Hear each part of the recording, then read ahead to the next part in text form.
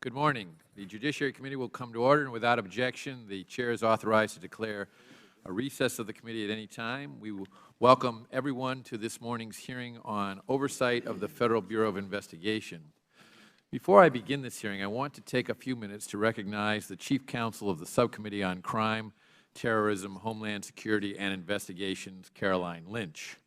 After 15 years working on Capitol Hill, Caroline has decided to move back to her home state of Arizona to be close to her family and to pursue the next steps in her career.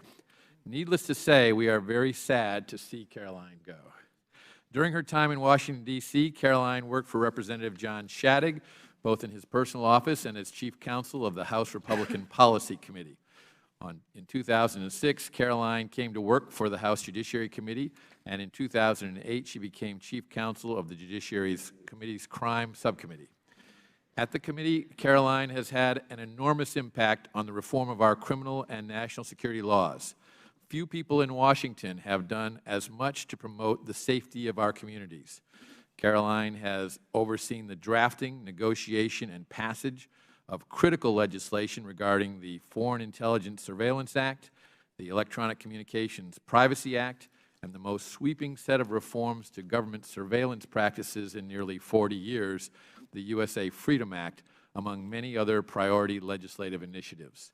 Anyone who has met Caroline knows she is immensely intelligent, hardworking, loyal, and a discerning Chief Counsel. And of course, those people she has negotiated with have found her to be a skillful and formidable but fair advocate. Her team at the subcommittee know her to be a determined leader and a steadfast friend. I've appreciated Caroline's deep knowledge of criminal laws, the strength of her convictions, and her courage to speak the truth in a place where it is rarely convenient to do so.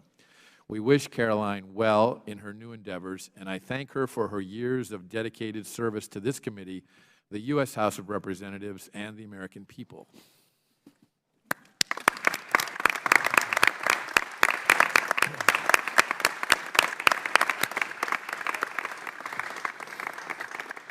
And I know the ranking member, Mr. Conyers, would like to say a few words as well. Thank you very much, Chairman Goodlatte.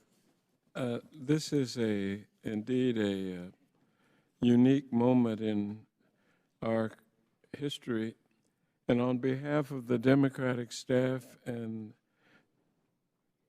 Democratic members of the committee, I want to recognize Caroline Lynch for her hard work and her dedication for the past 10 years. As Chief Crime Counsel for the Republicans during this time, she worked collegially with her Democratic colleagues on a broad range of criminal justice issues. The Crime Subcommittee is legislatively the busiest subcommittee to me in all of Congress, and every crime-related bill that has been enacted during her time here has had the benefit of her expertise. There are many examples of this, but I will cite her role in helping members find common ground on Section 215 of the Patriot Act so that we could enact important reforms in the USA Freedom Act. This important law will both safeguard our national security and our civil liberties, and it set a precedent for how we can proceed on such issues in the future. Her work on this legislation was essential to its ultimate success. We'll miss her insight on these issues, as well as her friendship and her friendliness, as she leaves the committee for other endeavors in her home state of Arizona. We wish you all the best.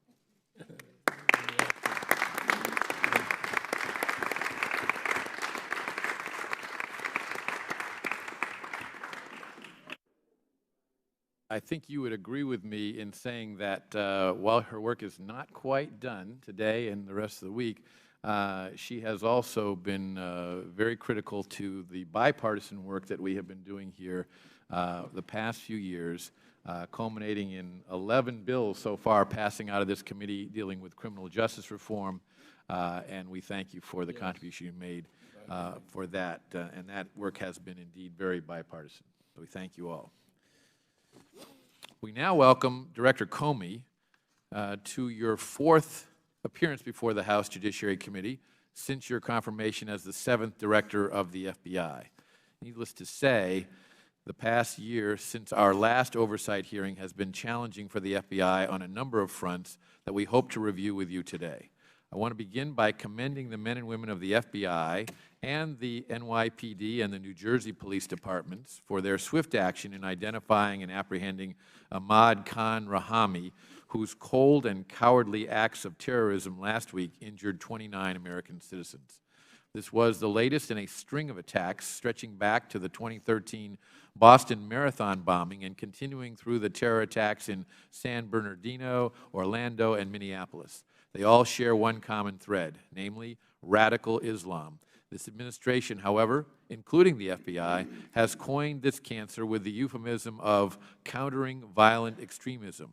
If the FBI and the rest of our national security apparatus continues its myopia about focusing on ethereal issues of extremism, their mission to protect the American people will always be one of following up on terrorism's aftermath.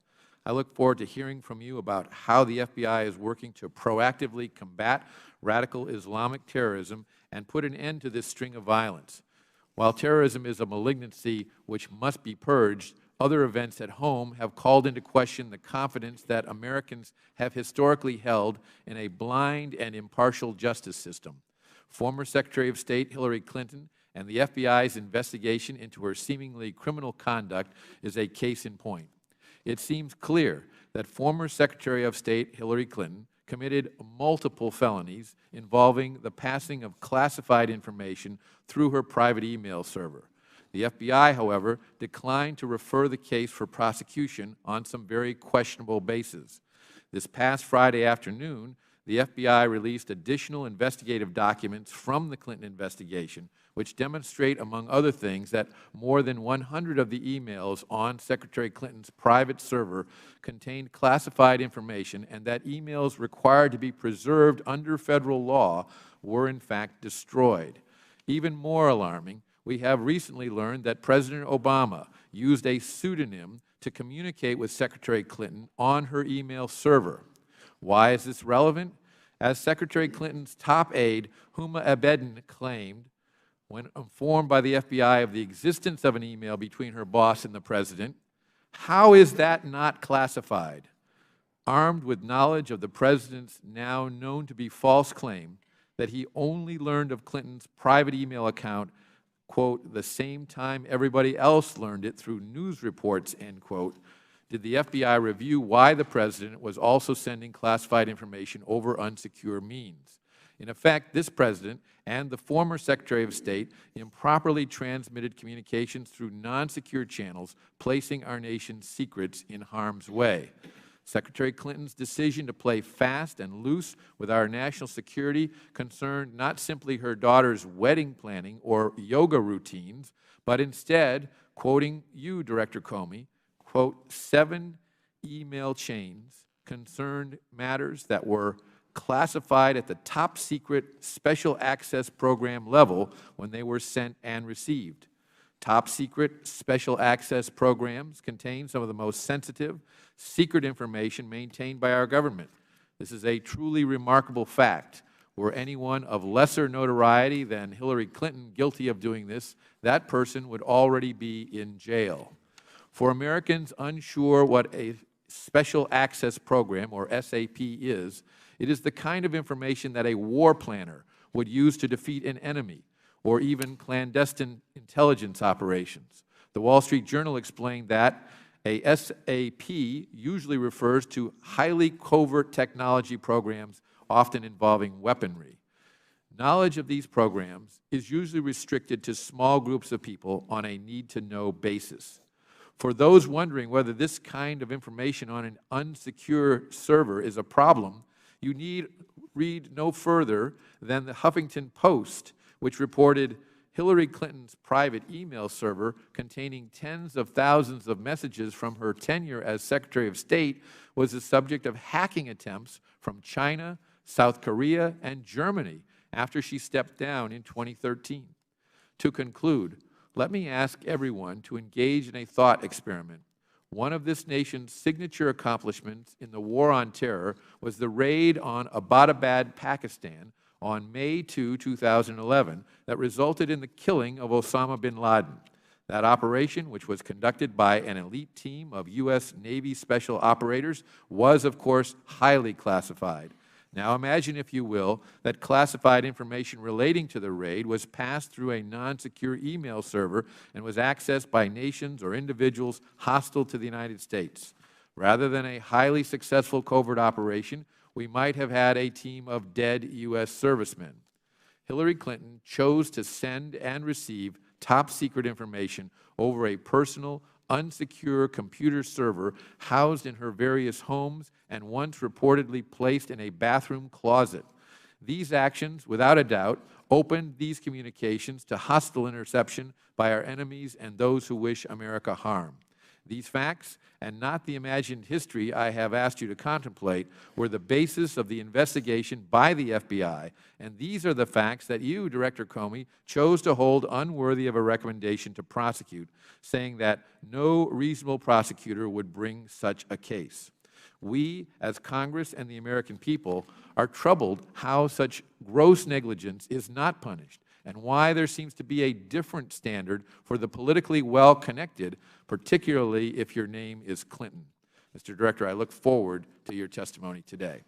At this time, I'm pleased to recognize the ranking member of the committee, the gentleman from Michigan, Mr. Conyers, for his opening statement. Thank you, Chairman Goodlatte. Welcome again, Director Comey, for your appearance here today. The FBI's mission is a complex undertaking to protect the United States from terrorism, to enforce our criminal laws, and to lead the nation's law enforcement community. That mission ought to mirror our own priorities in this committee. In the past few days, for example, we have witnessed near-fatal terrorist attacks in Minnesota, New York, and New Jersey. These attacks underscore the growing fear that individuals can be moved to violence at home by the propaganda of ISIS and other terrorist groups abroad, even though they have no direct connection to those organizations. To me, this threat is dire. We should be doing all we can within our communities and within our constitutional framework to mitigate the danger. But will our majority here in the House use their time today to discuss these attacks? I suspect that they will not be in their focus in this campaign season. In Charlotte, in Tulsa, in Dallas, right here in Washington, and in other cities across this country, our citizens demand answers to questions about race and policing and the use of lethal force by law enforcement. Our police are under siege, often under-resourced, and in some cases, hard-pressed to build trust with the communities they serve. Director Comey, your continued work to foster lines of communication between police officers and the general public is commendable and necessary if we are to keep our citizens safe from harm.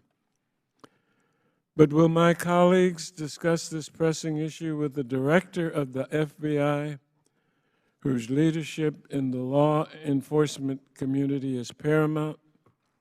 I hope so. I'm also afraid their focus may be elsewhere.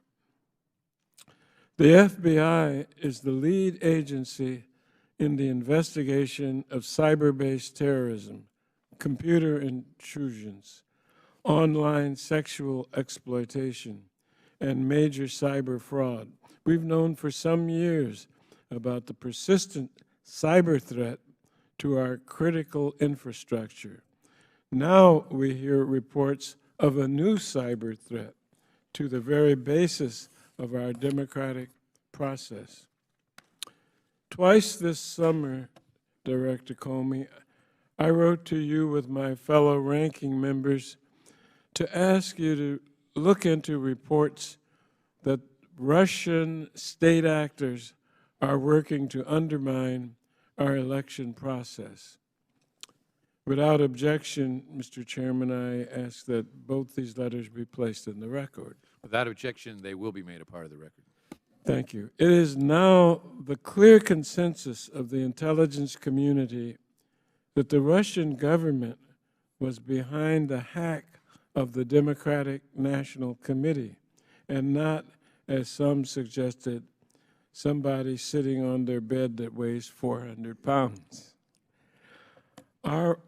On Friday, we learned that from one report that the United States intelligence officials are seeking to determine whether an American businessman identified by Donald Trump as one of his foreign policy advisors has opened up private communications with senior Russian officials, including talks about the possible lifting of economic sanctions if the Republican nominee becomes president. The report cites to an unnamed, quote, senior U.S. law enforcement official, end quote, which I presume means someone in your orbit, Mr. Director. Without objection, I ask that this article, Mr. Chairman, be placed into the record as well. Without objection, it will be made a part of the record. Thank you. Let me be clear. If true, this allegation represents a danger to our national security and a clear violation of federal law, which expressly prohibits this type of back-channel negotiation. And I'm not alone in describing the nature of this threat. Speaker Ryan himself has said that Russia is a global menace led by a devious thug. Putin should stay out of this election, end quotation. But will our majority join us and press you on this problem today, Director Comey? Instead, I believe that the focus of this hearing will be more of the same, an attack on you and your team at the Department of Justice for declining to recommend criminal charges against Secretary Hillary Clinton. In recent weeks, this line of attack has been remarkable only for its lack of substance. Your critics dwell in character assassination and procedural minutiae, like the proper scope of immunity agreements and your decision to protect the identities of individuals wholly unrelated to the investigation. They want to investigate the investigation, Director Comey, and I consider that an unfortunate waste of this committee's time. With so many actual problems confronting this nation, and so many of those challenges within your jurisdiction and ours, you would think my colleagues would set their priorities differently. I hope that they do, and they listen to our conversation today. I thank the chairman, and I yield back. Thank you, Mr. Conyers, and without objection, all other members' opening statements will be made a part of the record. We welcome our distinguished witness, and if you would please rise, I'll begin by swearing you in. Do you solemnly swear that the testimony that you are about to give will be the truth, the whole truth, and nothing but the truth, so help you God? Thank you. Let the record reflect that the witness answered in the affirmative. FBI Director James Comey is a graduate of the College of William and Mary and the University of Chicago Law School. Following law school, Director Comey served as an assistant United States attorney for both the Southern District of New York and the Eastern District of Virginia. He returned to New York to become the U.S. Attorney for the Southern District of New York, and in 2003, he served as the Deputy Attorney General at the Department of Justice. Director Comey, we look forward to your testimony. Your written statement will be entered into the record in its entirety, and we ask that you summarize your testimony in 5 minutes. You may begin. Welcome. Thank you, Mr. Chairman, Mr. Conyers, members of the Judiciary Committee. It's good to be back before you. As the Chairman said, for the 4th time. I have 6 more to go, and I look forward to our conversations each time. I know that this morning there will be questions about the email investigation, and I'm happy to answer those to the absolute best of my ability. In July, when we closed this case, I promised unusual transparency, and I think we've delivered on that promise in, frankly, an unprecedented way, and I will do my absolute best to continue to be transparent in every way possible. But what I thought I would do, because I know we'll talk about that quite a bit, I want to just focus on some of the other things the FBI has been doing just in the last couple of weeks. And my objective is to make clear to you and to the American people the quality of the people who have chosen to do this with their lives, to do something that's not about money, it's not about the living, it's about the life that they make. And I just picked 4 different examples of things we've been working on that illustrate the quality of the folks, the scope of the work, which is extraordinary, and the importance of partnerships, because it is true that the FBI does nothing alone. So just to tick off 4 from 4 different parts of our organization, obviously, as the Chair and Mr. Conyers both mentioned, in the last couple of weeks, our folks in the New York area have been working in an extraordinary way with their partners at federal, state, and local organizations of all kinds to bring to justice very quickly the bomber in the New Jersey and New York attacks. That work was done in a way, frankly, that would have been hard to imagine 15 years ago in a time of turf battles and worries about my jurisdiction, your jurisdiction. They showed you how it should be done, how it must be done, and I think we should all be very proud of them. Second, within the last week, a hacker from Kosovo who worked for the so-called Islamic State in hacking in and taking the identities and personal information of American military employees and then giving it to the Islamic State so they could target these people, was sentenced to 20 years in jail for that hacking. His name is Ardit Farizi. Our great folks, together with lots of partners around the world, found this Kosovar in Malaysia, and our Malaysian partners arrested him, brought him back to Virginia, where he was just sentenced to 20 years for his hacking on behalf of the Islamic State. Terrific work by our cyber investigators. And obviously, as you know, we are doing an awful lot of work through our counterintelligence investigators to understand just what mischief is Russia up to in connection with our election. That is work that goes on all day, every day, about which I'm limited in terms of answering questions. But I wanted you to know that's a part of our work we don't talk about an awful lot, but it's at the core of the FBI. And the last one I want to mention is 2 weeks ago, a 6-year-old girl was kidnapped off her front lawn in eastern North Carolina in a stranger kidnapping. And all of law enforcement in North Carolina surged on that case. We rolled our Child Abduction Rapid Deployment Team, which is a capability we've built around the country to help in just these kinds of situations. These are agents and analysts who are expert at doing what has to be done in that golden 24 hours you have to try and save a child. And so we roll those resources. We work with our partners at state and local levels in North Carolina. And overnight, we found that little girl. We found that little girl chained by her neck to a tree in the woods, alive, thank God, and she was rescued. The picture that they showed me that morning of that little girl with wide eyes and her long hair around her shoulders, but still a thick chain around her neck connecting her to that tree, is one I will never be able to get out of my own head, because it's both terrible and wonderful. It's terrible because of what happened to this little girl. It's wonderful because together we found her and saved her. So I called the sheriff in North Carolina. I called our key team members who had worked on that to thank them. And they told me that they were relieved and exhausted, and that they are all hardened investigators, but they stood that early morning in the command center and cried together because it almost never ends this way. So I said to the sheriff and to our people, I wish we didn't live in a world where little girls were kidnapped off of their front lawns, where we had to do this kind of work. But unfortunately, we live in that world, and because we do, I am so glad that those people and the rest of the people that work for the FBI are in that world, because we are safer, we're better, because they've chosen to do this with their lives. The best part of my job is the people I get to watch, to see their work, to admire their work, to support their work in any way that I can. They are doing extraordinary work for the American people across an incredible array of responsibilities. I know you know that, and we're very grateful for the support you give to the men and women of the FBI. And I look forward to our conversation about their work, Mr. Chairman. Thank you.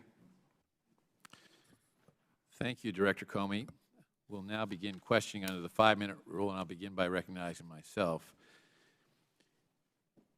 You testified that the FBI did not investigate the veracity of Secretary Clinton's testimony to the Select Benghazi Committee under oath.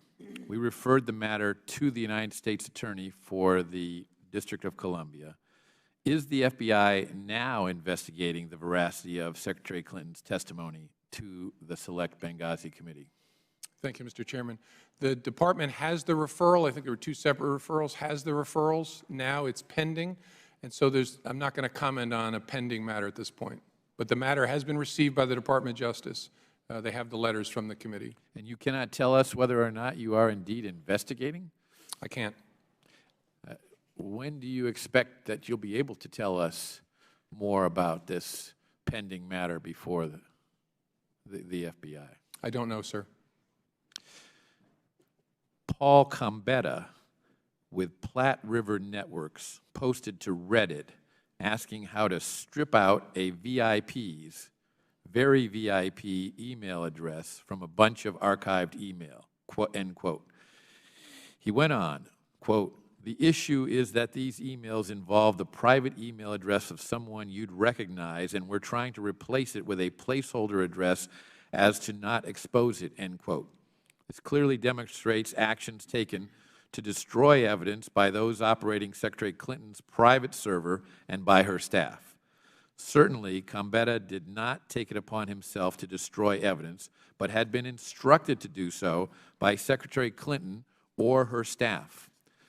My first question to you is, was the FBI aware of this Reddit post prior to offering Mr. Combetta immunity on May 3, 2016? I'm not sure. I know that our team looked at it. I don't know whether they knew about it before then or not. Isn't this information evidence of obstruction of justice and a violation of Mr. Combetta's immunity deal? Not necessarily, no. Why not? It depends on what his intention was, why he wanted to do it. And I think our team concluded that what he was trying to do was, when they produced emails, not have the actual address, but have some name or placeholder instead of the actual .com address in the from line. Last week, the American people learned that Cheryl Mills, Secretary Clinton's longtime confidant and former State Department Chief of Staff, and Heather Samuelson, counsel to Secretary Clinton in the State Department, were granted immunity for production of their laptops. Why were they not targets of the FBI's criminal investigation? Well, a target is someone on whom you have sufficient evidence to indict. A subject is someone whose conduct at some point during the investigation falls within the scope of the investigation. So certainly with respect to Ms. Mills, at least initially, because she was an email correspondent, she was a subject of the investigation. Did the FBI find classified information on either of their computers? I think there were some emails still on the computer that were recovered that were classified, is my recollection. Isn't that a crime? Is what a crime, sir? Having classified information on computers that are outside of the server system of the Department of State, unsecured.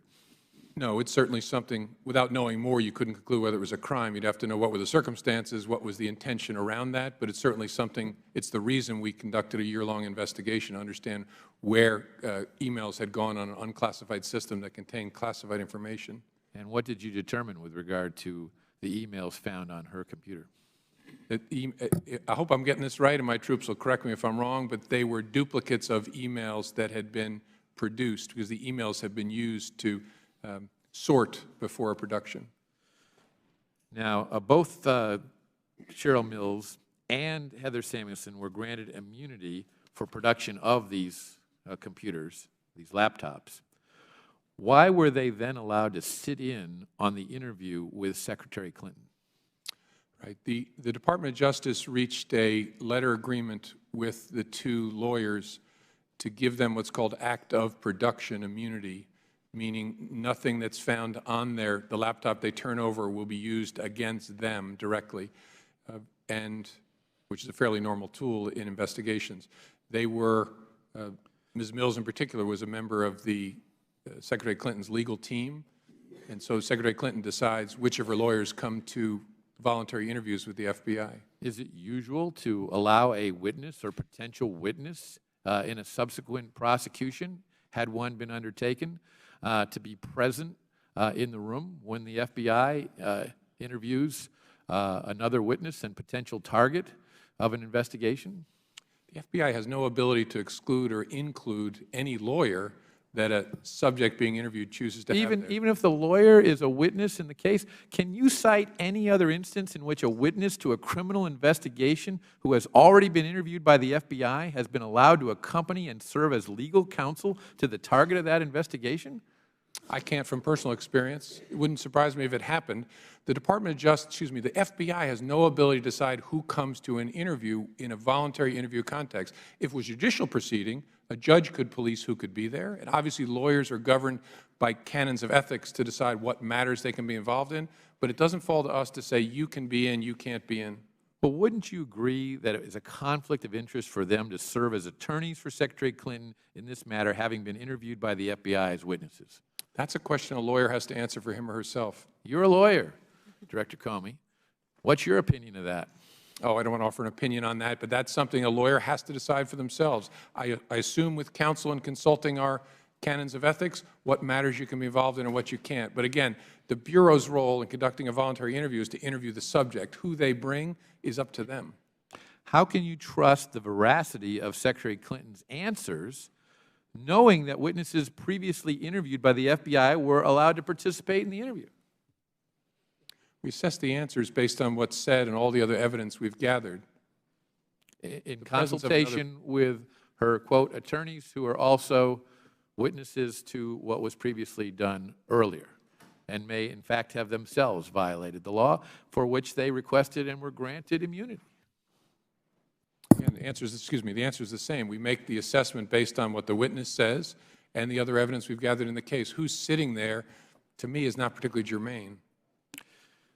Thank you. My time's expired. The Chair recognizes the gentleman from Michigan, Mr. Conyers, for his question. Thank you. Thank you so much. Director James Comey, twice this past week, the city of Charlotte, North Carolina, has been shaken by the shooting deaths of black men. It's only one city out of many in this country looking for answers about the use of force by police. We on this committee are looking for answers too.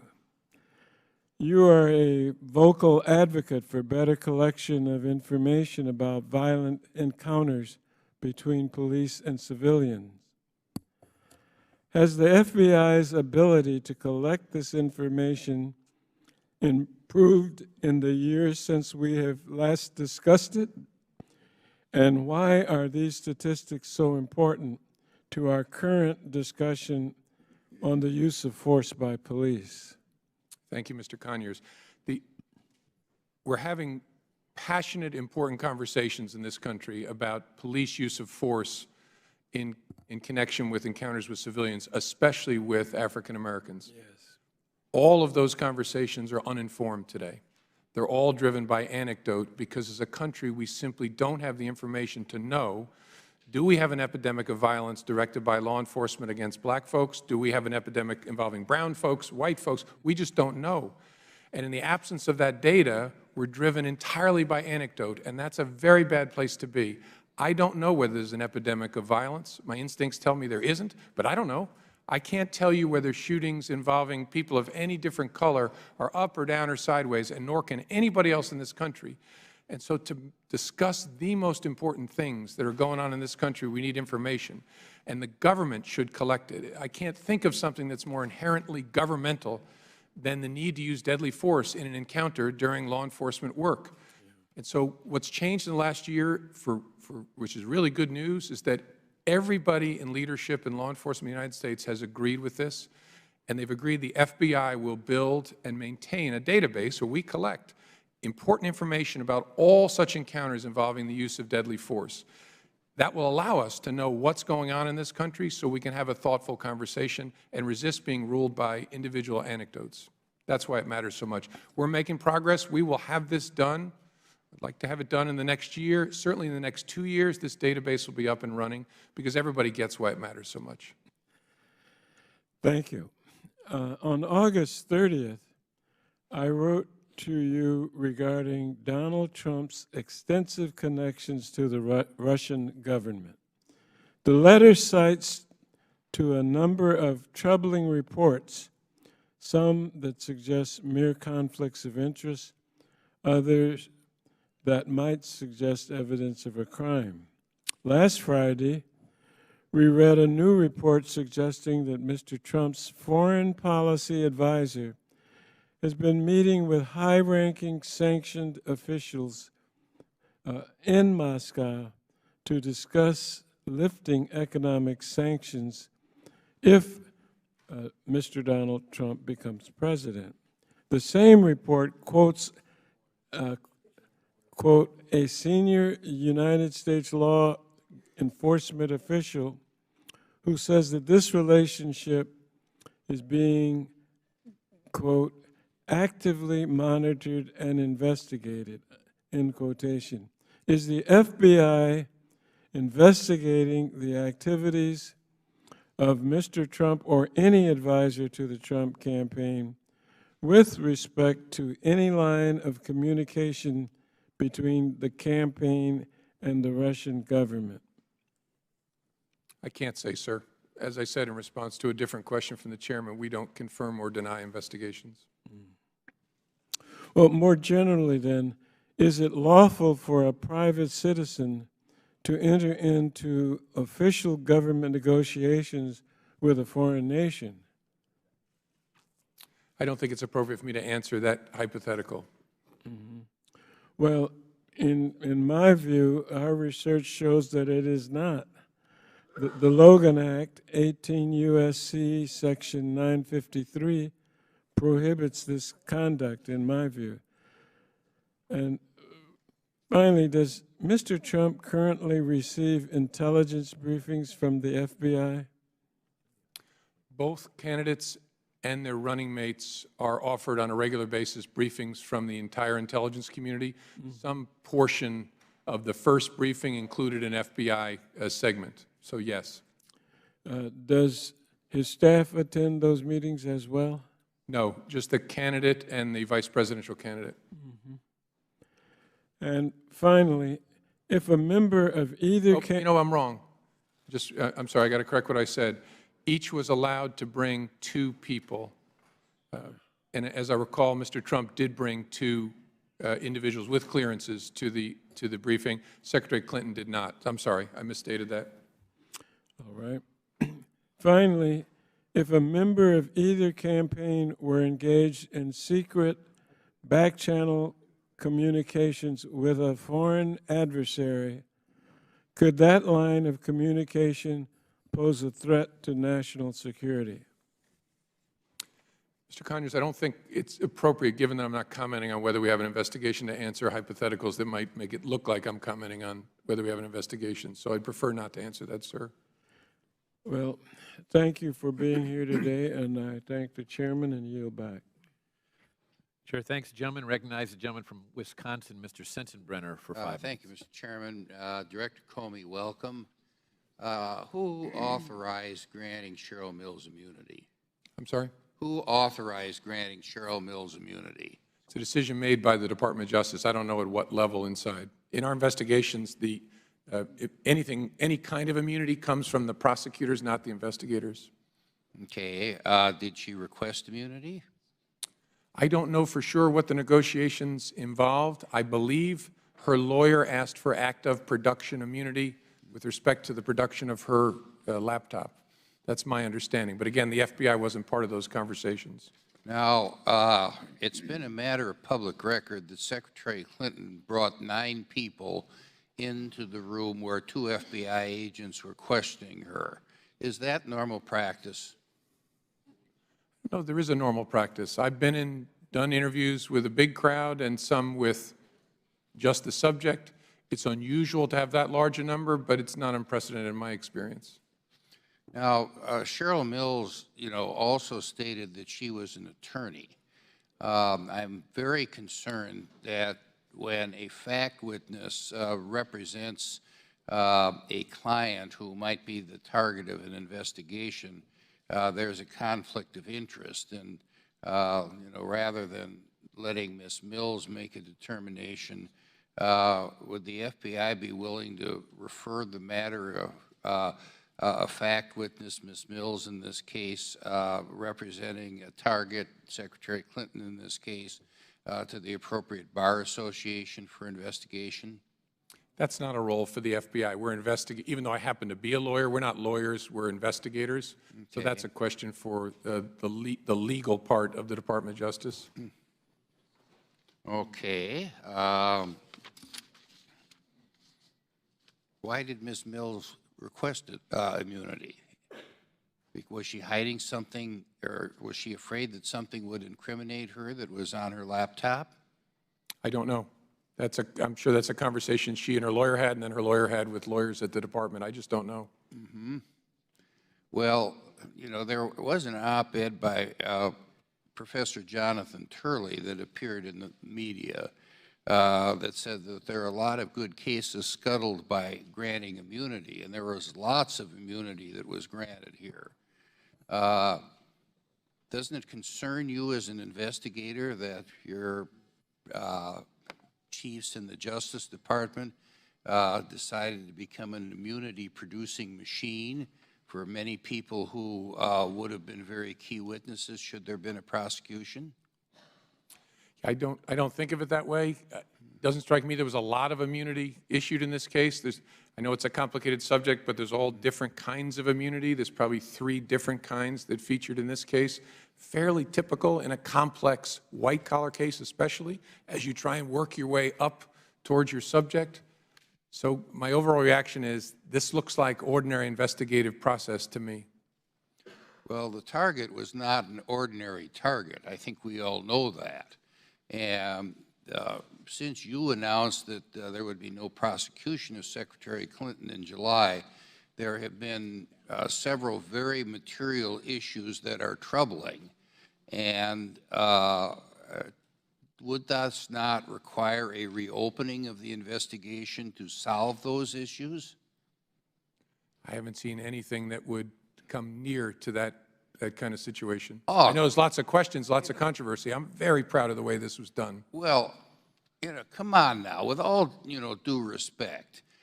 Since you made this announcement, there have been many more issues that came out that were not on the table prior to your announcement that the investigation against Secretary Clinton had been dropped. And I think the American public is entitled to answers on this, particularly since we have to know, the extent of the classified information which ended up being in the private email server. All of us on this committee have got security clearances of some kind or another. And I'm kind of worried that, if I got some classified information and went back to my office and used an unsecured server to send it to somebody who may also have had a classified information, I would be in big trouble, and I should be in big trouble if I did something like that. There seems to be different strokes for different folks on this, and that's what Americans are concerned about, particularly when we're looking to elect someone to the highest office of the land and the leader of the free world. I don't think your answers are satisfactory at all, Mr. Comey. I do have a great deal of respect for you, but I think that there's a heavy hand coming from someplace else, and with that, I yield back. Chair thanks the gentleman. Recognize the gentleman from New York, Mr. Nadler, for 5 minutes. Thank you, Mr. Chairman. First, let me express my admiration and thanks to the FBI for the professional manner and excellent work they did in the bombings that occurred in New York about a block out of my district to apprehend the suspect within, 48 hours and do everything was a very good indication of teamwork and of professionalism, and I congratulate you on that. Secondly, let me say that I think that the mud that is being thrown from the other side of this table here continually only because of the ongoing presidential election, in the case in which the FBI decided there was nothing to prosecute, it's over. And we all know nobody would be even talking about it if if Hillary Clinton weren't a presidential candidate. This is pure political maneuvering. But let me talk about a case that may pose a current national security threat to the United States, and ask you a few questions about that. In his earlier remarks, Mr. Conyers referenced an August 30th letter from the ranking members of a number of House committees. That letter asked whether the FBI was investigating troubling connections between Trump campaign officials and Russian interests, and whether they contributed to the illegal hacking of the Democratic National Committee and the Democratic National Campaign Committee. You're familiar with that letter, I take it? Yes, I'm familiar with the letter. I'd like to ask you a few questions. The letter said this, and I quote, on August 8th, 2016, Roger Stone, a Donald Trump confidant, revealed that he has communicated with WikiLeaks founder Julian Assange about the upcoming release of additional illegally hacked Democratic documents. Mr. Stone made these statements during a Republican campaign event while answering a question about a potential October surprise.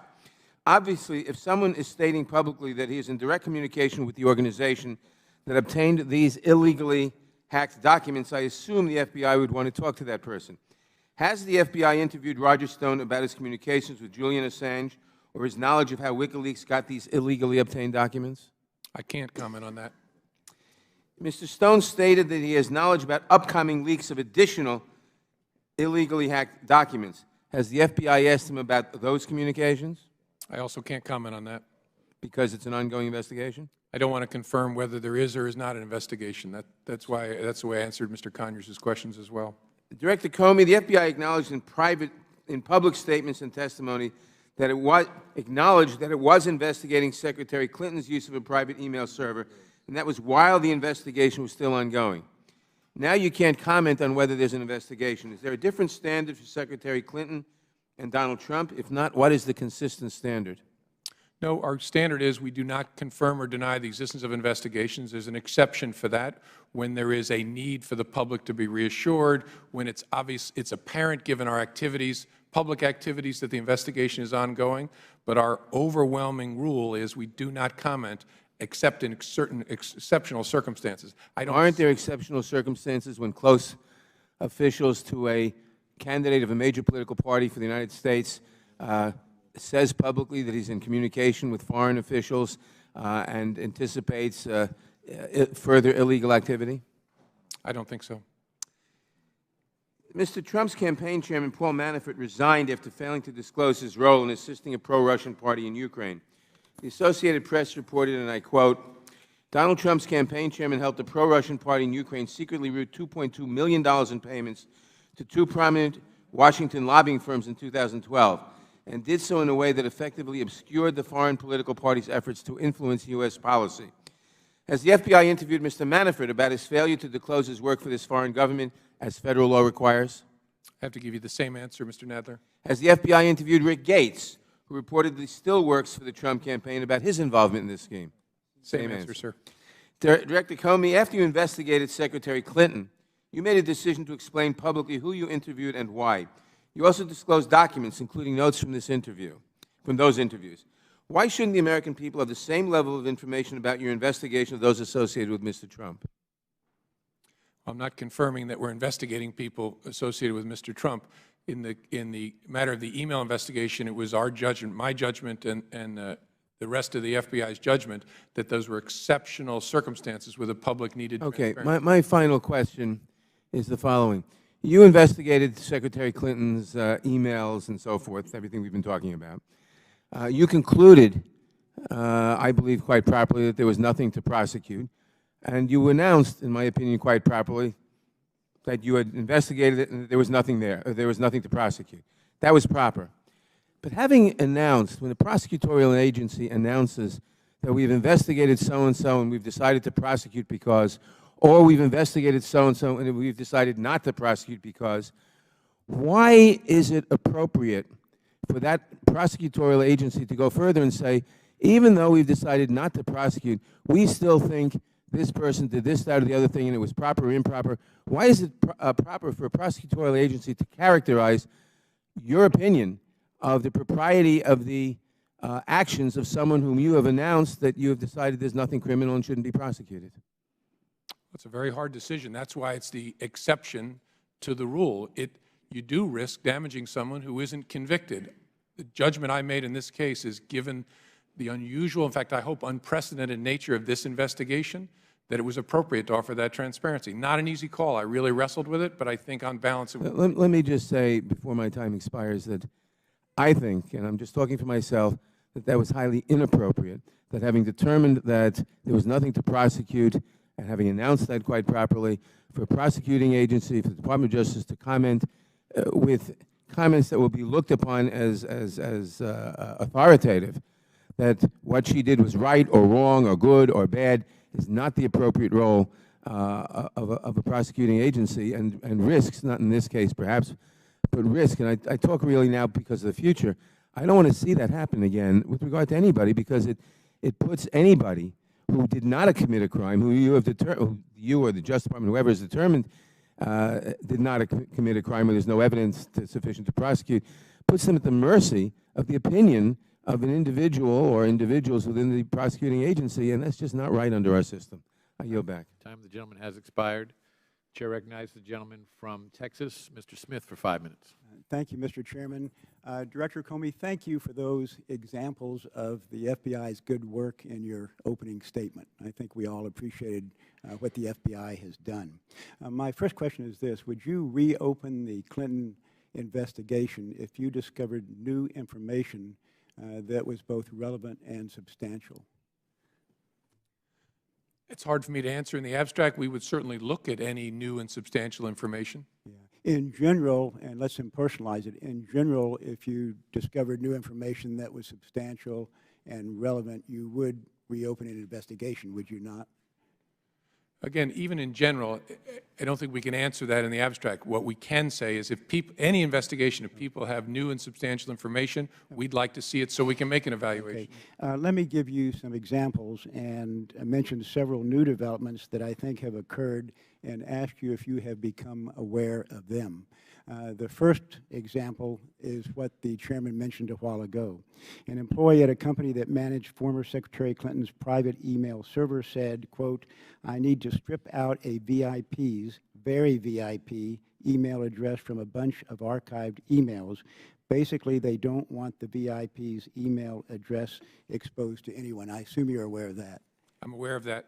Okay. The same employee called a new retention policy designed to delete emails after 60 days a, quote, Hillary cover-up operation. And you saw that, did you not? Say the last. I'm sorry, Mr. Smith, I couldn't hear the last. Same employee called a new retention policy designed to delete emails after 60 days a Hillary cover-up operation.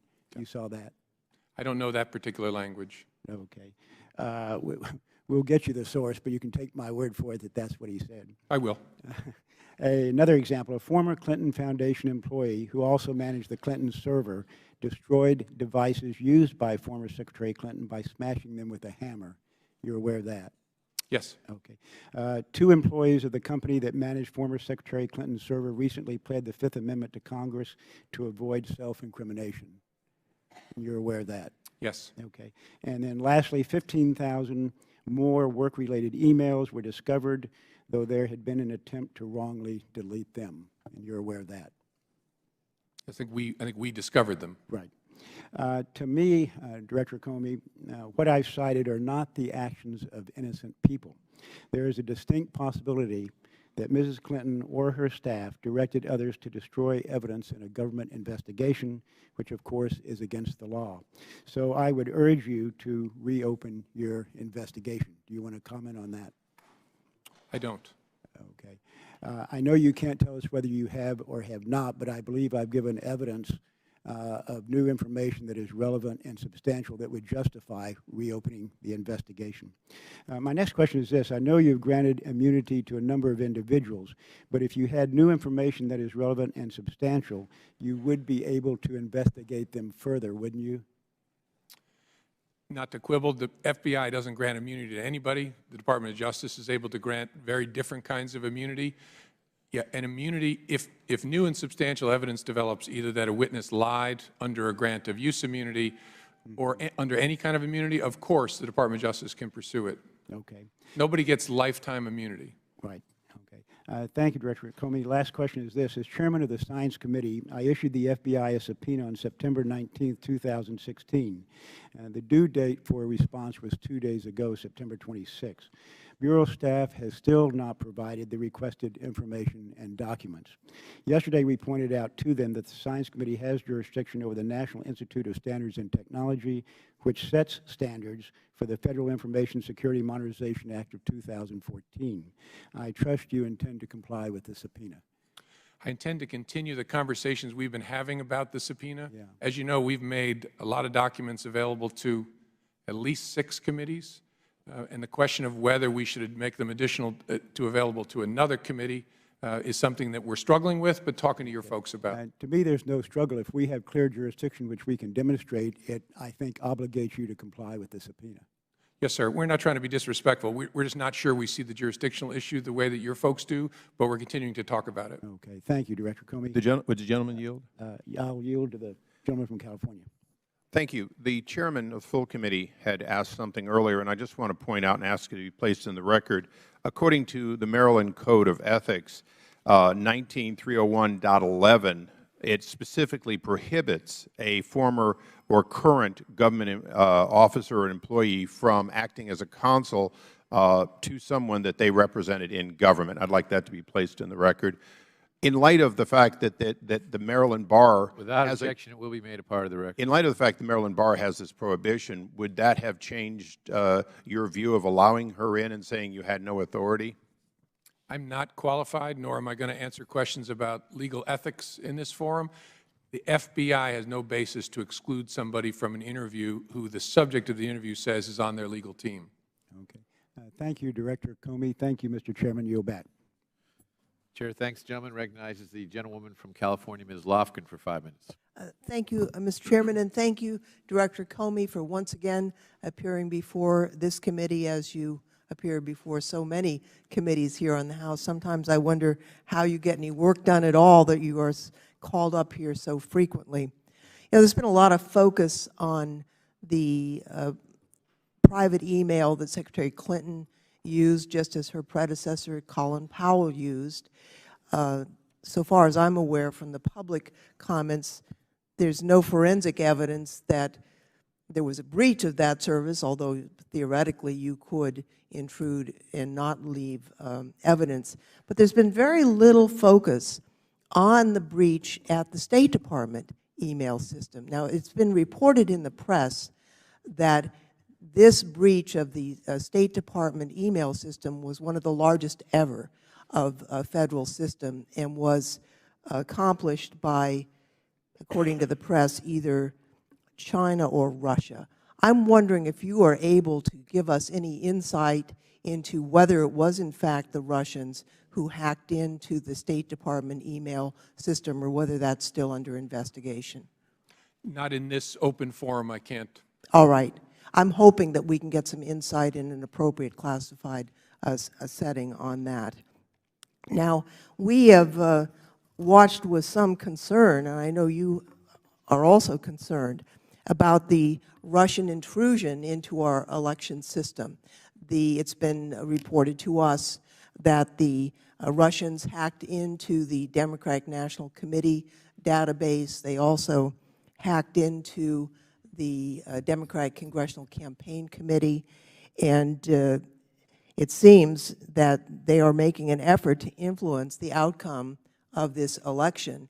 We've been warned that the information stolen might not just be released, but also be altered and forged and then released in an effort to impact the election here in in the United States. Yesterday, there were press reports, and I don't know if they're accurate. I'm interested if you're able to tell us that the Russians have also hacked the telephones of Democratic staffers, and that there was a request for Democratic staffers to bring their cell phones into the FBI to have them mirrored. Can you tell us anything about that? I can't at this point. What I can say in response to the first part of your question, any hacking is something we take very seriously.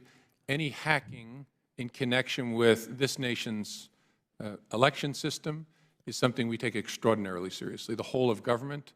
And so it is something the FBI is spending a lot of time on right now to try and understand, so what are they up to and what does it involve and what's the scope of it, to equip the President to decide upon the appropriate response. And so that's one of the reasons I have to be very careful about what I say about it. That work is ongoing. I should make clear to folks, when we talk about our election system, there's been a lot of press reporting about attempts to intrude into voter registration databases. Those are connected to the Internet. That's very different than the electoral mechanism in this country. No, we had actually a hearing, and I had the chance to talk to Alex Padilla, who's the Secretary of State in California. Number one, they encrypt their database.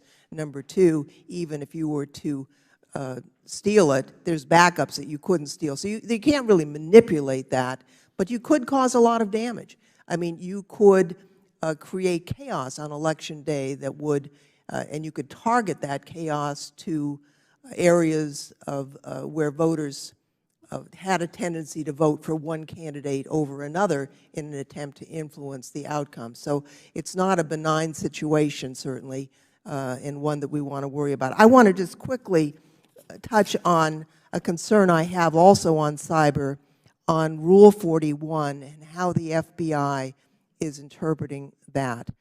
I'm concerned that the change, as understood by the FBI, would allow for one warrant for multiple computers, but would include allowing the FBI to access victims' computers in order to clean them up.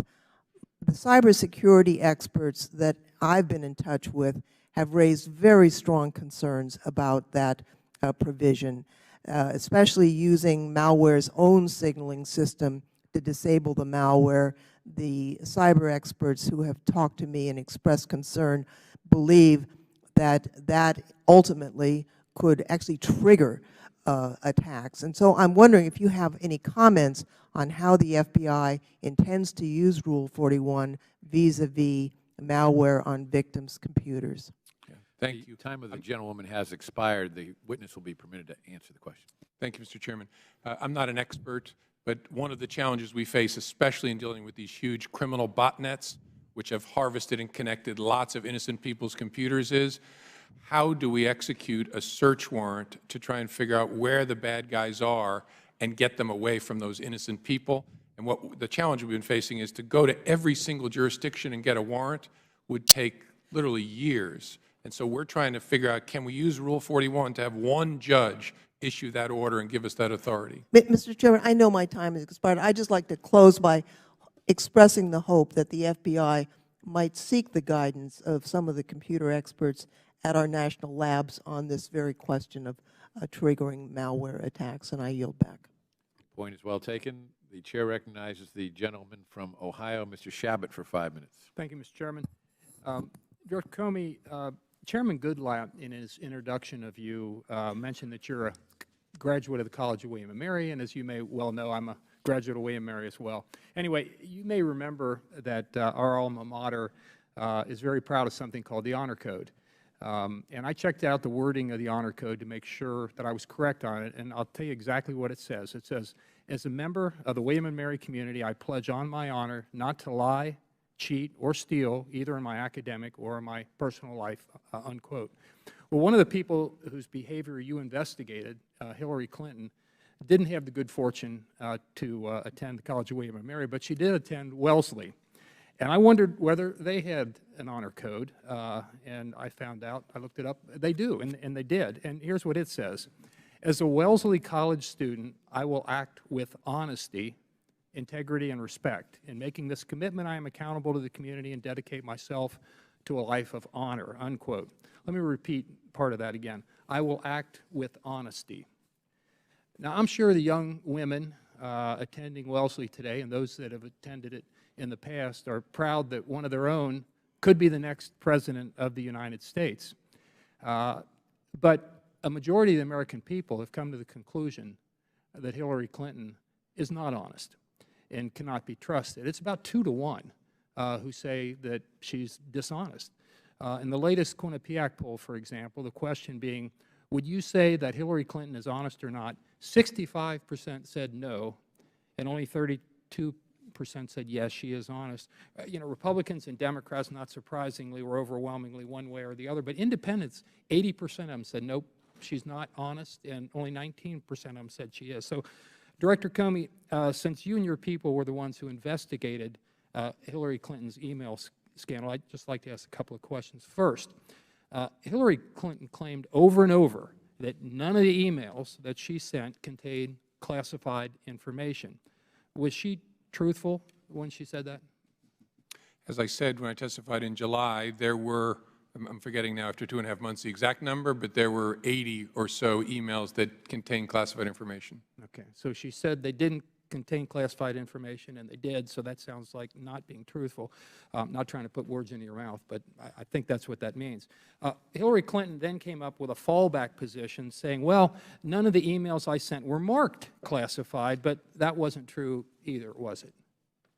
There were 3, as I recall, 3 emails that bore within the body of the text a portion marking that indicated they were classified confidential. And again, not putting words in your mouth, but I think that means that no, she didn't tell the truth in that particular instance. Hillary Clinton said she decided to use a personal email server system for convenience, and that she'd only have to carry around one BlackBerry. Was she being truthful when she said she just used one device? She used, during her tenure as Secretary of State, multiple devices, not at the same time, but sequentially. Okay, again, I'm going to take that as she said one and it was more, so therefore not honest. And in fact, some of the devices were destroyed with a hammer, as has already been mentioned. Is that the type of behavior that you would expect from someone who was being fully cooperative with an investigation, destroying devices containing potential evidence with a hammer? Well, we uncovered no evidence that devices were destroyed during the pendency of our investigation. And so why people destroy devices when there's no investigation is a question I'm not able to answer. Okay, thank you. Mr. Director, a little less than 2 months ago, Hillary Clinton, in talking about her emails, claimed that you said, and I quote, that my answers were truthful. PolitiFact, by the way, gave this claim a pants-on-fire rating. Did you say that she was telling the truth with respect to her email claims? I did not. I never say that about anybody. Our business is never to decide whether we believe someone. Our business is always to decide what evidence do we have that would convince us not to believe that person. It's an odd way to look at the world, but it's how investigators look at the world. Thank you. Director Comey, it must have been, and I'm almost out of time, it must have been very awkward for you. You're tasked with investigating a person who could be the next President of the United States. And the current President of the United States has already prejudged the case and telegraphed to you and the entire Justice Department that he, your boss, has come to the conclusion that there's not even a smidgen of corruption, his own words, before you've even completed your investigation. You were aware that he'd said that, weren't you? Yes, I saw those reported in the press. Okay, and finally, it just seems to me here that there was clearly a double standard going on. Like, for example, if anybody else had done this, like a soldier or a serviceman who did virtually the same thing, they would have been prosecuted and were, but not Hillary Clinton. And that's a double standard, and that's not the way it's supposed to work in America. And I'm out of time. I yield back, Mr. Chairman. I disagree with that characterization, but The gentleman is permitted to respond. I don't think so. I actually think if we were to recommend she be prosecuted, that would be a double standard, because Mary and Joe at the FBI or some other place, if they did this, would not be prosecuted. They'd be disciplined. They'd be in big trouble in the FBI. If you did this, you would not be prosecuted. That wouldn't be fair. Okay.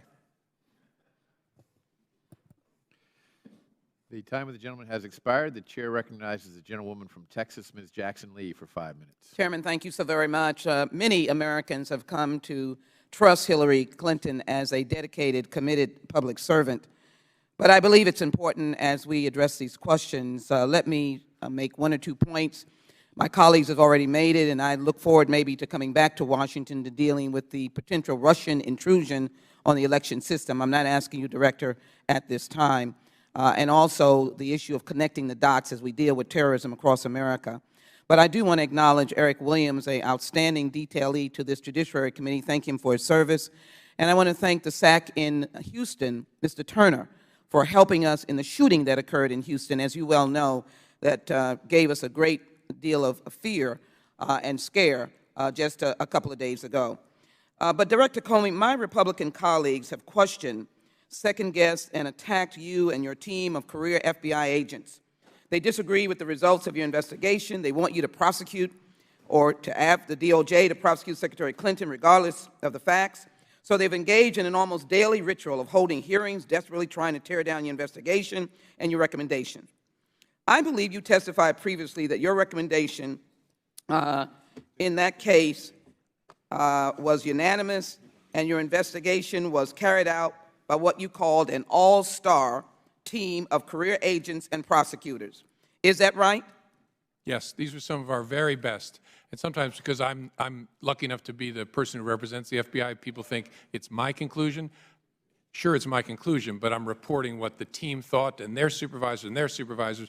As I said, this was, as painful as it is for people sometimes, this was not a close call. Let me continue. You have written that the case itself was not a cliffhanger. Is that right? Correct, correct. Recently, Republicans have attacked the decision to provide limited immunity to individuals during the investigation. For example, when Congressman Shavitz learned about this, he stated, and I quote, "No wonder they couldn't prosecute a case. They were handing out immunity deals like candy." I understand that the FBI does not make the final call on immunity agreements. That was the DOJ. You made that clear. So his statement was just wrong. But did you consult closely with DOJ before these immunity agreements were concluded by having facts? Right. Our job is to tell them what facts we'd like to get access to. The prosecutor's job is to figure out how to do that. And so they negotiate. I think there were 5 limited immunity agreements of different kinds that they negotiated. Did you or anyone at the FBI ever object to these decisions to grant immunity? Did you think they made sense? No, it was fairly ordinary stuff. Was the FBI or DOJ handing out immunity agreements like candy? That's not how I saw it and see it. Congressman Gowdy, a good friend, also objected to granting immunity to Brian Pagliano and Mr. Combetta at Platte River Networks. He quoted, "These are the 2 people that FBI decides to give immunity to, Brian and the guy at Platte River, if it happened. Those are the 2 that you would want to prosecute, so you're giving immunity to the trigger people, and everybody goes free." Do you agree with this assessment? Did the FBI screw up here and let everyone go free because of these limited immunity deals? No, I don't think so. The goal in an investigation like this is to work up. And if people have information that their lawyers are telling you that you're not going to get without some limited form of immunity, and they're lower down, you try to get that information to see if you can make a case against your subjects. Congressman Gowdy also said this about the FBI, and I quote, "I've been underwhelmed by an agency that I once had tremendous respect for." Let me just say, sitting on this Judiciary Committee for many, many years, going through a number of investigations, I've never been proud of an agency that has always been there when vulnerable people are hurting and when there is a need for great work. But my question to you is, what is your response to that, Director Comey? Do you believe these criticisms are fair? I think questions are fair. I think criticism is healthy and fair. I think reasonable people can disagree about whether I should have announced it and how I should have done it. What's not fair is any implication that the Bureau acted in any way other than independently, competently, and honestly here. That's just not true. I knew this was going to be controversial. I knew there'd be all kinds of rocks thrown. But this organization and the people who did this are honest, independent people. We do not carry water for one side or the other. That's hard for people to see because so much of our country, we see things through sides. We are not on anybody's side.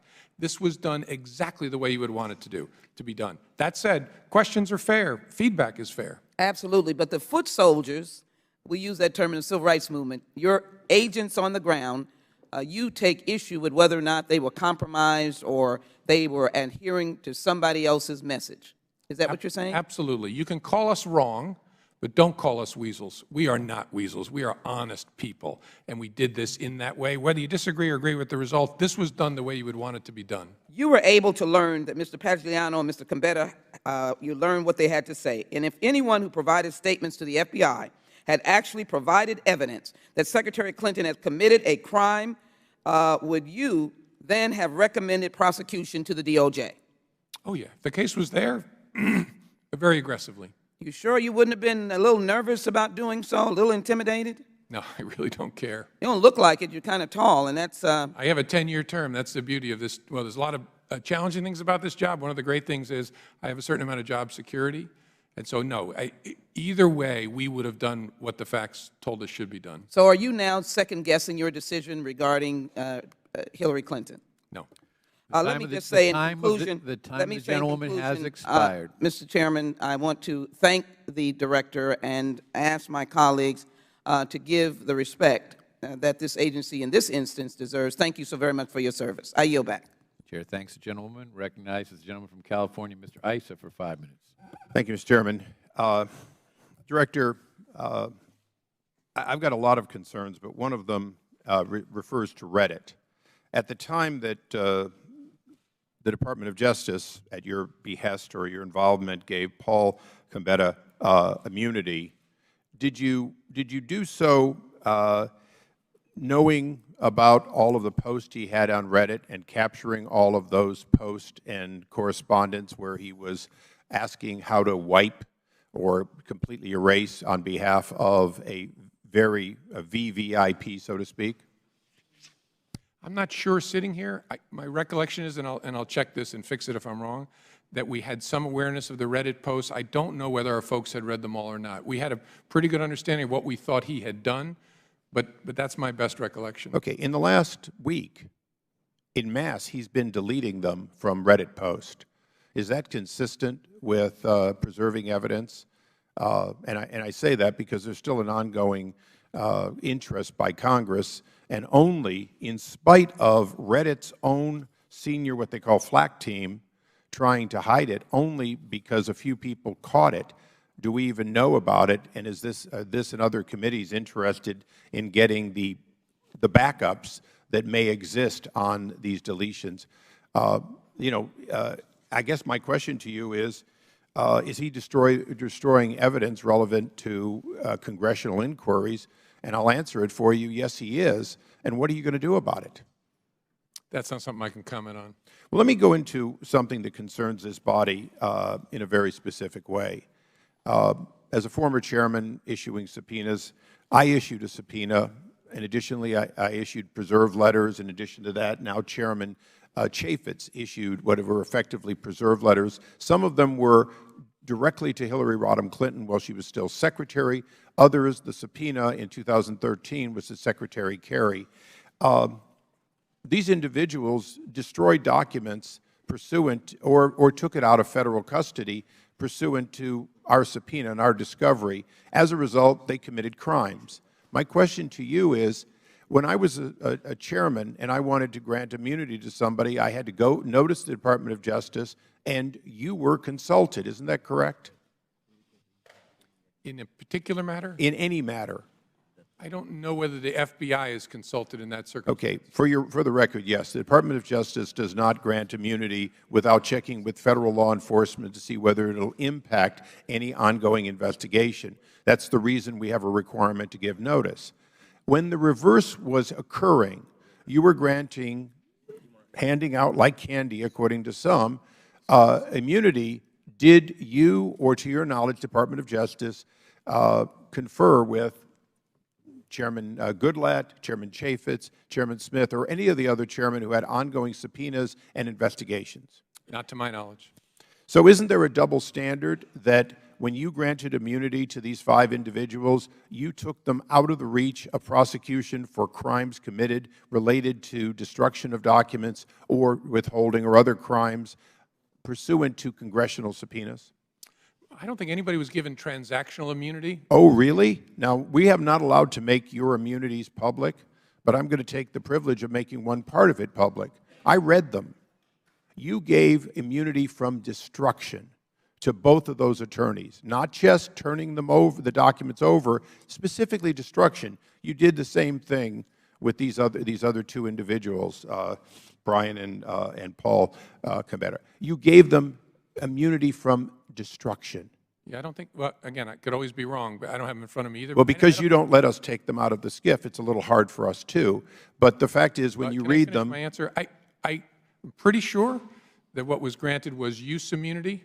In the case of those two people, coextensive with 18 U.S.C. 6001, which means no statement you make can be used against you directly or indirectly. Transactional immunity is sometimes given also by prosecutors, says you will not be prosecuted in any event for this set of facts. I don't think there was any transactional immunity. well, when I read for both of the attorneys that immunity was granted, it's in both cases said destruction, in addition to the turning over. Why was that? Why would you believe that was necessary, or do you believe that would be necessary? You wanted the document, you wanted the physical evidence. Why did you have to give them immunity from destruction of materials? And because my time is expiring, when you look into it and hopefully get back to this committee, I'd like to know, does that immunity apply only to destruction on the computers delivered, so that other destructions by Cheryl Mills could still be prosecuted?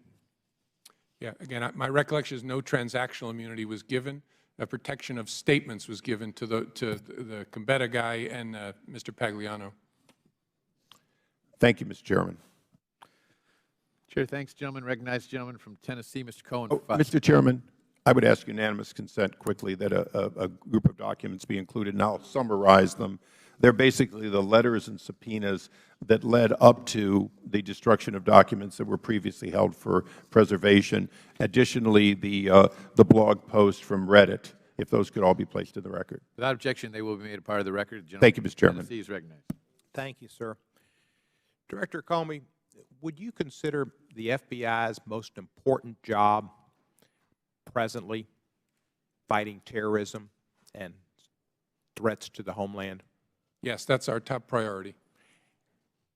How much time do you think the FBI and you have spent responding to congressional inquiries and on this particular email investigation? Could you give me an idea how many months or years have been expended on responding to the different committees that have called you in time after time after time and repetitiously accused you of doing politics rather than being an FBI director? I can't. I don't have any sense. Would it be months of cumulative man-hours, or would it be years of cumulative man-hours? You know, I don't know. A lot of folks have done a lot of work to try and provide the kind of transparency that we promised. It's been a lot by a lot of people. I just don't have a sense of the... How many hours have you spent before Congress on this? Testimony, 4 hours and 40 minutes without a bathroom break, I want to note for the record. And whatever today is, those would be the two main appearances. I was asked questions at Senate Homeland yesterday about this, and then House Homeland in July, I think. So I'm guessing 10 hours or so. And you prepared for this, though. I mean, 10 hours is just like the iceberg. Oh, sure. Yeah. Could your time and the FBI times better be used fighting terrorist threats here in America? You know, we're still doing it all. So no one should think that we've taken a play off because we're also doing oversight. We do it. We do both. In the case in New York where Mr. Rahami tried to detonate some bombs, did detonate a bomb, his father had accused him of being a terrorist at one time, and he'd stabbed his brother and was in jail. Did the FBI interview him when he was in jail about his possible terrorist tendencies and his trips to Pakistan or Afghanistan? I'll answer that. I'm trying to be very circumspect in how I answer questions about the case because the guy's alive and is entitled to a fair trial, and so I don't do anything that would allow him to argue he lost the ability to have a fair trial. The answer is we did not interview him when he was in jail in 2014. Yeah. And why would that be? You interviewed the father, I believe. You might have talked to the brother. You might have talked to a friend. The best evidence was him. He's in jail. You didn't have to, why did they not go and talk to him? Yeah, sitting here, I don't want to answer that question yet. I've commissioned, as I do in all of these cases, a deep look back. We're trying to make the case now. We will go back very carefully, try to understand what decisions the agents made who investigated that and why, and whether there is learning from that. So I don't want to answer it just now because I'd be speculating a bit. Thank you, sir. Some people have suggested you made a political calculation in your recommendation dealing with Secretary Clinton and the emails. Did you make a political calculation in coming to your ultimate decision? None. Some said that on national television that Secretary Clinton's emails were destroyed after a directive from the Clinton campaign. You announced your decision. You stated publicly, and I quote, "We found no evidence that Secretary Clinton's emails were intentionally deleted in efforts to conceal them." Is that not correct? That's correct. Others have said they lost confidence in the investigation and questioned the genuine effort in which it was carried out. Did the FBI make a genuine effort to carry out a thorough investigation? Oh, yes, very much. And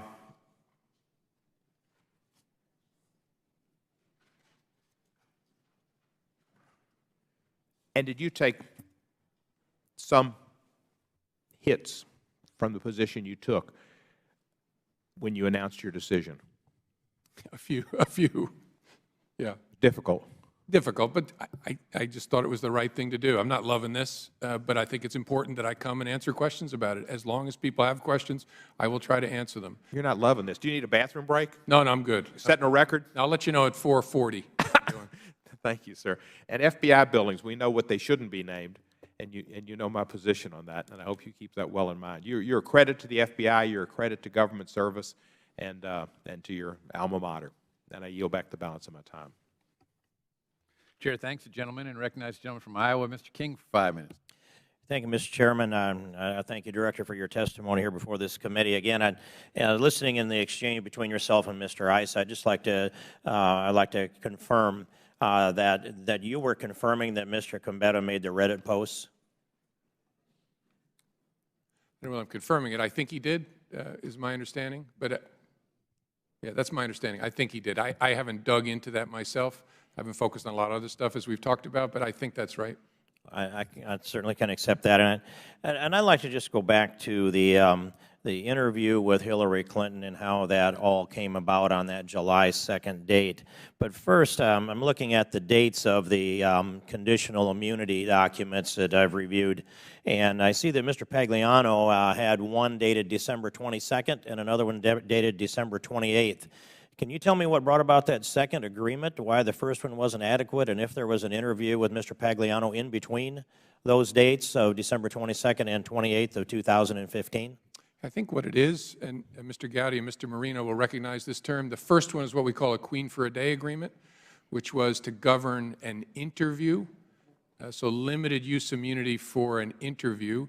And then I believe the second one is the agreement for use immunity in connection with the investigation. So it's sort of a tryout for him to get interviewed, for prosecutors and investigators to poke at him, and then the second one is the agreement they reached. I think that's right. And to the extent of if we're going to go any further, we'll go off of the December 28th agreement.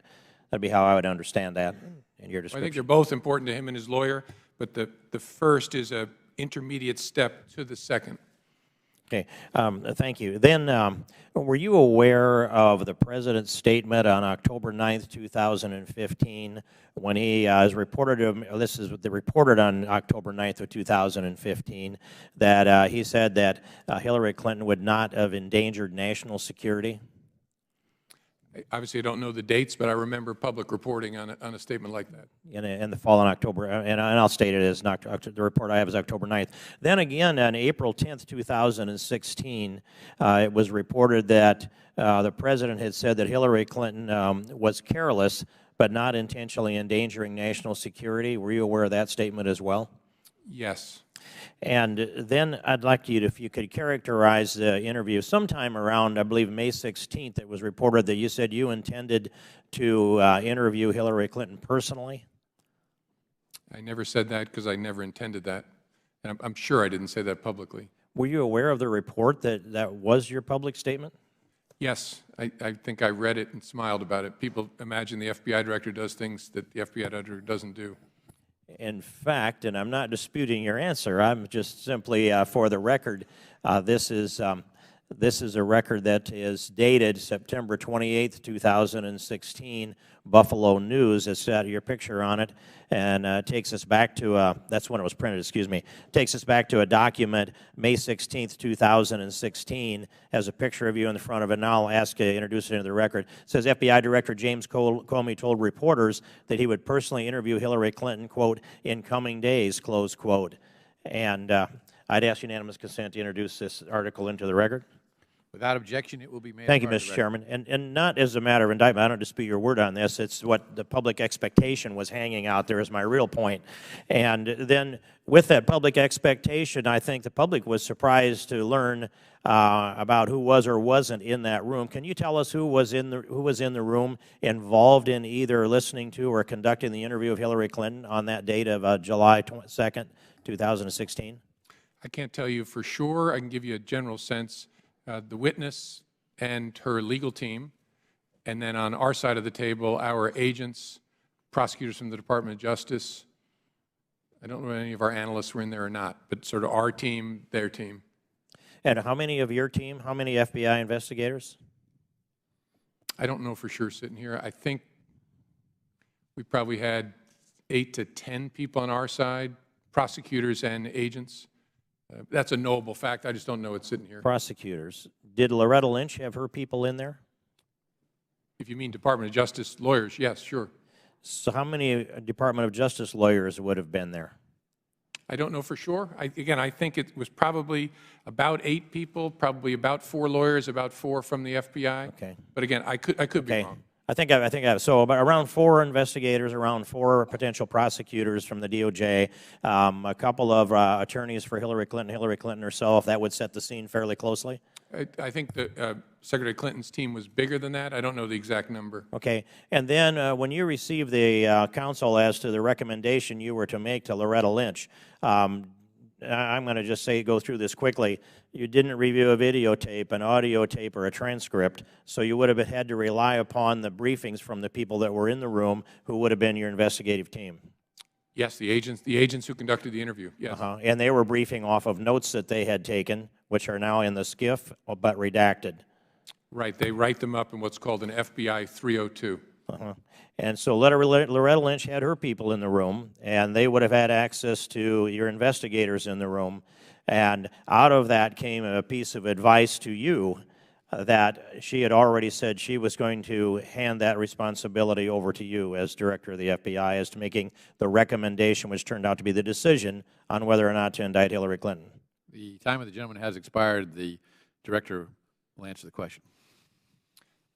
I'm not sure I'm following it entirely. There was no advice to me from the Attorney General or any of the lawyers working for her. My team formulated a recommendation that was communicated to me, and the FBI reached its conclusion as to what to do, uncoordinated from the Department of Justice. Even though Justice was in the room with your investigators, and I'd make that final comment, and I'd yield back. Thank you, Chairman. Sure. Chair, thanks, gentlemen. Recognize gentleman from Georgia, Mr. Johnson, for 5 minutes. Thank you, Mr. Chairman. Russian hacking into the databases of the Democratic National Committee and the Democratic Congressional Campaign Committee, as well as Russian hacks into the voter registration systems of Illinois and Arizona, serve as ominous warnings to the American people about the risks that our electoral processes face in this modern era. Unfortunately, Trump Republicans in the House are as obsessed with Hillary Clinton's damn emails as Trump has been about President Obama's birth certificate. Just like the Donald closed his birth certificate investigation after 5 years of fruitless investigation, however, I predict that the Trump Republicans will at some point close this email persecution. The American people are sick of it. The attention of the American public is increasingly focused on the security of this nation's election infrastructure. On Monday, the ranking members of the House and Senate Intelligence Committees, Senator Dianne Feinstein and Congressman Adam Schiff, issued a joint statement setting forth the current status of this investigation. It said this, and I quote, "Based on briefings we have received, we have concluded that the Russian intelligence agencies are making a serious and concerted effort to influence the U.S. election. They worked closely with intelligence community individuals to be able to put that statement out to the American public. Director Comey, I don't want to ask you about any classified information, but is their statement accurate? I can't comment on that in this forum. As I said in my opening, we are investigating to try to understand exactly what mischief the Russians might be up to in connection with our political institutions and the election system more broadly, but I don't want to comment on that at this point. Free and fair elections are the linchpin of our society. A compromise or disruption of our election process is something that this Congress certainly should be looking into. Would you agree with that? I can't speak, sir, to what Congress should be looking into, but the FBI is looking into this very, very hard for the reasons you say. We take this extraordinarily seriously. Thank you. In June, the FBI Cyber Division issued a flash alert to state officials warning that hackers were attempting to penetrate their election systems. The title of the flash alert was, and I quote, "Targeting Activity Against State Board of Election Systems," end quote. The alert disclosed that the FBI is currently investigating cyber attacks against at least 2 states. Later in June, the FBI warned officials in Arizona about Russian assaults on their election system, and hackers also attacked the election system in Illinois, where they were able to download the data of at least 200,000 or up to 200,000 voters. In August, the Department of Homeland Security convened a conference call warning state election officials and offering to provide federal cybersecurity experts to help scan for vulnerabilities. And yesterday it was announced that at least 18 states have already requested election cybersecurity help to defend their election systems. Director Comey, since these flash alerts and warnings went out over this summer, I'd appreciate you letting us know whether or not there have been any additional attacks on state operations or databases since June. There have been a variety of scanning activities, which is a preamble for potential intrusion activities, as well as some attempted intrusions at voter registration databases beyond those we knew about in July and August. We are urging the states just to make sure that their deadbolts are thrown and their locks are on, and to get the best information they can from DHS, just to make sure their systems are secure. And again, these are the voter registration systems. This is very different than the vote system in the United States, which is very, very hard for someone to hack into because it's so clunky and dispersed. It's Mary and Fred putting a machine under the basketball hoop at the gym. Those things are not connected to the Internet, but the voter registration systems are. So we urge the states to make sure you have the most current information and your systems are tight, because there's no doubt that some bad actors have been poking around. All right. With that, I will yield back the balance of my time, and thank you, sir. The chair recognizes the gentleman from Texas, Mr. Gomert, for 5 minutes. Thank you, Mr. Chairman. And Director Comey, thanks for being here. I was a bit astounded when you said the FBI is unable to control who a witness coming in voluntarily brings into an interview. I've seen a lot of FBI agents tell people who could come into an interview and who could not.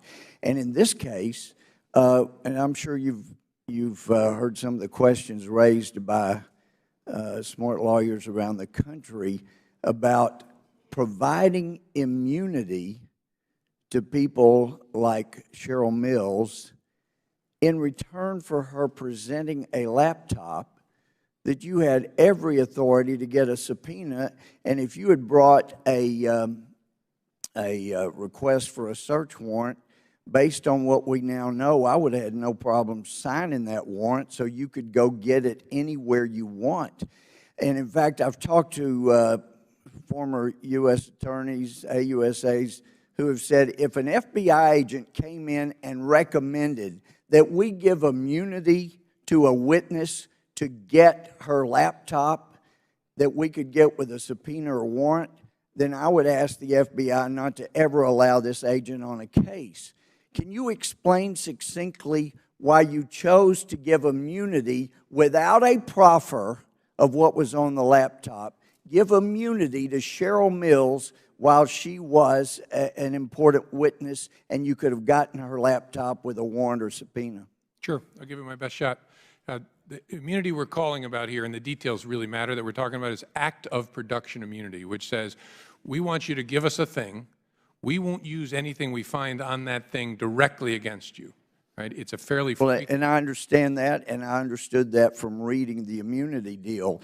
And that's what's so shocking, because she was working directly with Hillary Clinton, and therefore it's expected, since the evidence indicates she was pretty well copied on so many of the emails that Hillary Clinton was using, that pretty much anything in there would have been usable against her. And you cleaned the slate before you ever knew. Now, in some of the immunities you gave, the last paragraph mentions a proffer. Was there a proffer of what the witness would say before the immunity deals were given to those that got those immunities? Can I answer first, though, your question about why I think it made sense to have active production immunity for Cheryl Mills' laptop? I'd rather, my time is so limited. All right, please. it's an important question, and I think there's a reasonable answer, but I'll give it another time. I think in at least one of the cases, and I'm mixing up the guys, but with Mr. Gambetta, maybe also with Mr. Pagliano. No, I got that reversed. It's yes or no. Did you have a proffer from them as to what they would say before you gave them immunity?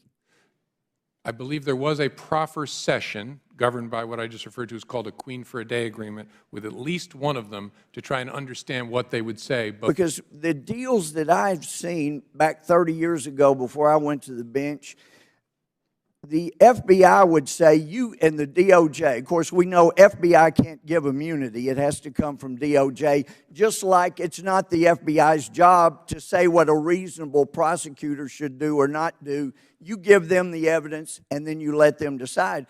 But a proffer is made saying, this is what my client will say. Then the DOJ decides, based on that proffer, here's the plea we'll offer, here's the immunity we'll offer, and if your client deviates from that proffer, the deal's off. You got really nothing substantial. It's as if you went into the investigation determined to give immunity to people instead of getting a warrant. You gave immunity to people that you would need to make a case if a case were going to be made. And I know we have people across the aisle that are saying, well, it's only because she's a presidential candidate. It happens to be, in my case, I wouldn't care whether she was a presidential candidate or not. What is important to maintaining a civilization with justice and fairness is a little righteousness where people are treated fairly across the board. And it does not appear that in this case it comports with anything that FBI agents with centuries of experience have told me they've never seen anything like this. So one other thing, I know this happened before your watch, but under Director Mueller, Kim Jensen, who prepared 700 pages of training material for those who would go undercover and try to embed with al-Qaeda, it was wiped out because CARE and some of the people that were unindicted co-conspirators named in your Holy Land Foundation trial, they said, we don't like them. They do not allow agents to know what Kim Jensen put in that 700 pages that was so accurate, so good about Islam, that we could embed people in al-Qaeda and they wouldn't suspect them. I would encourage you to start training your FBI agents so whether they're in San Bernardino, Orlando, New Jersey, wherever, they can talk to a radicalized Islamist and determine whether they're radicalized. Without Kim Jensen's type material, you'll never be able to spot them again, and we'll keep having people die. Thank you. My time's expired. The time of the gentleman has expired. The director is permitted to respond if he chooses to do so. I don't think I have anything at this point. The Chair recognizes the gentlewoman from California, Ms. Chu, for 5 minutes. Thank you. Director Comey, during this committee's oversight hearing last year, I asked you about the cases of Sherry Chen and Xiaoshang Qi, both U.S. citizens who were arrested by the FBI, accused of different crimes related to economic espionage for China, only to have those charges dropped without explanation. Since you last testified before the committee, both cases have been closed. Now, I know that you may not be personally familiar with the individual's cases or may not be inclined to comment on the facts of these cases to the committee today. However, would you be willing to provide a written explanation or possibly a summary of the investigations to clarify how and why the FBI handled the cases the way they did? I don't want to commit to that sitting here. We would certainly consider what we can supply consistent with things like the Privacy Act, but we'll certainly consider it. I'm familiar with the case. I remember your questions about it last year, and so we'll take a look at what we can share with you. We can't obviously do it in an open forum in any event. I understand that, but I appreciate the consideration. Now I'd like to address a different topic. Director Comey, your agency recently introduced an online initiative aimed at promoting education and awareness about violent extremism called Don't Be a Puppet. This program was designed to serve as a tool for teachers and students to prevent young people from being drawn toward violent extremism. However, national education groups, faith groups, and community organizations have raised serious concerns about the way in which the program presents the problem of violent extremism. Particularly troublesome is the website's charge that teachers and students should look for warning signs that a person may be on a slippery slope of violent extremism and to report activity that may or may not be indicative of radicalization. For instance, the website encourages students and teachers to report when others use unusual language or talk about traveling to suspicious places. The user of the website, however, is left to draw inferences about what constitutes a suspicious place or what language is unusual enough to be reported to a trusted authority. For example, a trip to France or Germany, which hosts many far-right extremist groups, may not sound suspicious to many users, but a trip to Saudi Arabia or Iraq, home to various Muslim holy sites, possibly would. So, on August 9th, the American Federation of Teachers led a number of national groups in a letter written to you, and Mr. Chair, I'd like to submit this for the record. And among the many concerns they raise is the potential for such initiatives to exacerbate the profiling and bullying of students of Middle Eastern background and what they over and above what they already experience. So how do you respond to the concerns expressed by the American Federation of Teachers about the impact of the FBI's Don't Be a Puppet program and the effect it may have on schools and immigrant communities? Well, thank you for that. I'm glad they shared their feedback. Boy, I hope either before or after the feedback, they go on and actually go through the Don't Be a Puppet, because I've done it. I honestly can't understand the concerns. It's a very common sense thing. One of our big challenges is how, if a kid starts to go sideways towards violence, the people closest to him are going to see something likely. How do we get folks to a place where they're sensitized to make common sense judgments that this person may be headed in a very dangerous direction? It's never going to be perfect, but I actually think a lot of thought went into this, including faith groups, all kinds of civic groups, to make sure we got something that was good, common sense education for kids and for teachers. And so I'm a little bit at a loss. Maybe we ought to meet with them. They can show me which parts of it they actually think are problematic. But I think it's a pretty darn good piece of work is my overall reaction. So Director Comey, you've gone to the website and looked at it. So what then would you consider to be a place that sounds suspicious, or what would you consider to be an unusual language that somebody is speaking, so much so that a student should report them to the authorities? I think what it says is using unusual language, not speaking Pashto or French or German. I think it means speaking in an unusual way about things. And suspicious place, Syria, leaps to my mind. If someone is talking to classmates about thinking about traveling to Syria, The classmates ought to be sensitized to that. The teacher ought to be sensitized to it so we can try and intervene with that kid before we have to lock them up for most of their life. But do you have evidence to show that this program is actually countering recruiting efforts by violent extremists? I don't, but it sure makes a lot of sense to me. It seems like, again, a common sense way to equip kids to resist the siren song that comes from radical Islamists or skinhead groups or hate groups of different kinds. And so, look, I'm sure it's not perfect, because nothing in life is. We'd welcome feedback, but the general idea makes a lot of sense to me. I yield back. The chair recognizes the gentleman from Ohio, Mr. Jordan, for 5 minutes. Thank you, Mr. Chairman. Director, in your opening comments, you said this was an unusual case. I would say that's the understatement of the year. Husband of the subject meets with the Attorney General 3 days before Secretary Clinton is interviewed by the FBI. 9 people get to sit in with Secretary Clinton during that interview. One of those was her Chief of Staff, Cheryl Mills, who was the subject of the investigation. 5 people get some kind of immunity. 5 people get some kind of immunity, yet no one is prosecuted. 3 of those people who get immunity take the 5th in front of Congress, and one of them doesn't even bother to show up when he's subpoenaed. Supposed to have been at that very chair you're sitting at. And of course, the Attorney General announces that she's going to follow your recommendations, even though she doesn't know what those recommendations are, the only time she's ever done that. So, of course, this was unusual. We've never seen anything like this, which sort of brings me to the post. I'd like to put up the post that some have talked about, which is the post by Mr. Combetta on Reddit. And you said earlier that you don't know if you examined this during your investigation, so let's examine it now. I need to strip out a VIP's address from a bunch of archived email. Basically, they don't want the VIP's email address exposed to anyone. Now, Director, when I hear the term strip out email address, I think of somebody's trying to hide something, somebody's trying to cover up something, and it sort of raises an important question from these 2 sentences.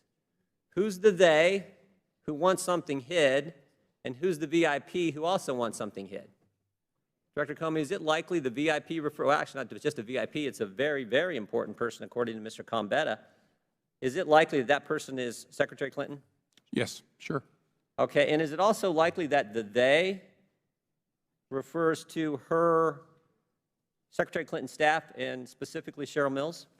I don't know that. Either her lawyers or some staff that had tasked him with the production. So one other thing that's important on that, if we could put that back up, one other thing that's important is the date.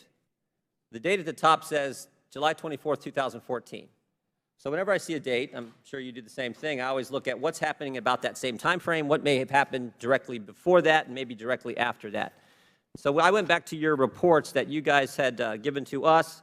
The first report back last month, August 18th, 2016, page 15. On page 15, it says, during the summer of 2014, State Department indicated to Cheryl Mills a request for Clinton's work-related emails would be forthcoming. State Department gives Cheryl Mills a heads up that she's got to go round up all of Secretary Clinton's email. On that same page, it says the House Select Committee on Benghazi had reached an agreement with the State Department regarding production of documents on July 23rd, 2014, just the day before, which I find kind of interesting. Then from your report that we got just last week, after reviewing several documents dated in and around July 23rd, 2014, Paul Combetta had a conversation with Cheryl Mills, and after reviewing a July 24th, there's that date again, 2014 email from Brian Pagliano, Paul Combetta explained Cheryl Mills was concerned Clinton's then current email address would be disclosed publicly. So, it sure looks to me like it's Secretary Clinton, as you said, but also that it's Cheryl Mills and Brian Pagliano who are urging Mr. Combetta to cover this stuff up. You agree? From what you read, it sure sounds like they're trying to figure out a way to strip out the actual email address from what they produce. Well, they're actually trying to strip it all out. PST file, everything. Here's the takeaway in my mind. Mills gets a heads up, Cheryl Mills gets a heads up in midsummer of 2014. July 23rd, the day before Mr. Combetta's Reddit post, the Benghazi Committee and the State Department reached an agreement on production of documents. Cheryl Mills has a conversation with Paul Combetta. He goes on Reddit then and tries to figure out how he can get rid of all this email. Even though he's not successful then, he has to do it later down the road with BleachBit. And then the clincher. Just last week, he's going online and trying to delete these Reddit posts. He's trying to cover up his tracks. He's trying to cover up the cover-up. So I guess the question is, and someone's asked it earlier, in light of all this, are you thinking about reopening the investigation? I may have misunderstood what you said during the question. I don't understand that to be talking about deleting the emails. I understand to be talking about removing from the from line the actual email address. But anyhow, maybe I misunderstood you, but the Well, answer— the same guy later took BleachBit and did delete emails. Sure, yeah. So my question is, the guy you gave immunity to, the guy who took the fifth in front of us, is online trying to figure out how to remove email addresses, change evidence, later uses BleachBit. That guy, who won't testify in front of Congress, and he has correspondence with Cheryl Mills. Cheryl Mills, a subject of the investigation. Cheryl Mills, who also got some kind of immunity agreement. Cheryl Mills, who walked out for part of the questions during the interview with the FBI. Seems to me that's pretty compelling, and the timeline's pretty compelling as well. I'm not following compelling of what? There's no doubt that Gambetta was involved in deleting emails. After conversations with Cheryl Mills. He had the O-S-H-I-T moment, as he told us. And that's why it was very important for us to interview this guy to find out who told you to do that, why did you do that. That's why he was given use of it. Did you know about the Reddit post when you interviewed him? As I said earlier, I think we did. I think our investigators did. I'm not positive as I sit here. Mr. Chairman, the guy's trying to cover up the Reddit post where he's trying to figure out how he can cover up the email addresses. And I find that compelling, particularly in light of the fact that just the day before, he's talking with Cheryl Mills, and the State Department is on notice that the Benghazi Committee wants these very documents. I find that compelling, but obviously the FBI didn't, and this is just one more on that list of things that make this case highly unusual. I yield back. The Director is permitted to respond if he chooses to do so. No, I don't think so. The Chair recognizes the gentleman from Florida, Mr. Deutsch, for 5 minutes. Thank you, Mr. Chairman. Director Comey, the FBI is tasked with very serious responsibilities. You're on the front lines trying to prevent terrorist attacks. You're investigating public corruption. And as I told your agents on a recent visit to your Miami field office, I am grateful to you and your agents, all of the women and men of the FBI, for your dedication to and commitment to the pursuit of justice. We're most grateful. Now, one critical responsibility of the FBI is to investigate when American citizens violate federal laws involving improper contacts with foreign governments. And Director Comey, if an American national goes outside government channels to negotiate with a foreign government on behalf of the United States, that's a very, very serious crime, one that would violate the Logan Act, which, as you know, is the law that prohibits unauthorized people from negotiating with foreign governments in the place of the United States government. Director Comey, would the FBI take allegations of Logan Act violations seriously? Is that within your jurisdiction? Yes, it's within our jurisdiction. And if you had credible evidence that someone had violated the Logan Act, would the FBI investigate that alleged violation of law? I think we have done many Logan Act investigations over the years, and we certainly will in the future. And am I correct in assuming that you're familiar with publicly quoted comments from various intelligence sources that have said that Russia has targeted the United States with illegal state-directed hacking? I'm aware of the published reports. If an American citizen, Director Comey, conducted meetings with a Russian individual who has been sanctioned by the United States about potential weakening of U.S. sanctions policy in violation of the Logan Act, would the FBI investigate? I don't think it's appropriate to answer that. That gets too close to confirming or denying whether we have an investigation. It seems too close to real life, so I'm not going to comment. Okay, but you have investigated Logan Act violations. It's something that's clearly within your jurisdiction. I appreciate, Director Comey, your confirming that the FBI would treat these potential violations of law both seriously and urgently, because everything that I just outlined that you said the FBI would investigate has apparently happened already. Public reports suggest that the Logan Act may have been violated by Carter Page, one of the men Donald Trump singled out as a top foreign policy advisor, though now the campaign appears eager to revise Mr. Page's role, given the attention rightly being given to his illicit negotiations with a sanctioned Russian official. I've read reports from Yahoo News from last week that law enforcement may already be looking into this issue, and I assume we all agree that the allegations are very serious. Russia, a nation that hacks America, a nation that continues to enable the Assad regime to slaughter the Syrian people, a nation that threatens and violates the territorial integrity of its neighbors and our European allies. It is a dangerous violation of federal law if Donald Trump's advisor, Carter Page, is engaging in freelance negotiations with Russia. And here's what we know. In March, Donald Trump named Carter Page as a foreign policy advisor. In July, Mr. Page traveled to Moscow to give a speech that was harshly critical of the United States. And during that trip, Mr. Page is reported to have also met with a Russian official named Igor Sechin, a member of Vladimir Putin's inner circle and the president of the petroleum company Rosneft, who was sanctioned by the United States under Executive Order 13361, prohibiting him from traveling to the United States or conducting business with U.S. firms. So Mr. Sechin has a clear and personal interest in lifting U.S. sanctions against him and other top Russian officials put in place by President Obama after Russia's military action in Ukraine. Now, if these two men met to discuss sanctions policy or a lifting of sanctions under a potential Trump administration, this would be enormously concerning. Just last week, the press reported that U.S. intelligence officials are seeking to determine whether an American businessman identified by Donald Trump as one of his foreign policy advisors has opened up private communications with senior Russian officials, including talks about possible lifting of sanctions. Mr. Comey, it is illegal if Trump's advisor met with Russians who have been sanctioned by the United States about lifting these sanctions, and I am grateful for your reassurances this morning that the FBI would investigate potential violations of the Logan Act by any individual who engages in unauthorized negotiations with a foreign government. I remind my colleagues that Donald Trump invited Russia to hack the United States. I remind my colleagues that Donald Trump suggested breaking America's longstanding commitment to our NATO allies and weakening U.S. sanctions against Russia. Is there a connection between these reckless and dangerous policy proposals and the potential violation of the Logan Act by Donald Trump's Russia advisor? Mr. Comey, we appreciate very much the FBI's vigilance in pursuing justice. Mr. Chairman, I yield back. The gentleman is permitted to respond if he chooses to do so. The chair now recognizes the gentleman from Pennsylvania, Mr. Marino, for 5 minutes. Thank you, Chairman. Thank you, Director, for being here. I think we worked on a couple of cases together, our districts. Would you clarify something for me on active production immunity? Does active production immunity go beyond this scenario that I'm going to state?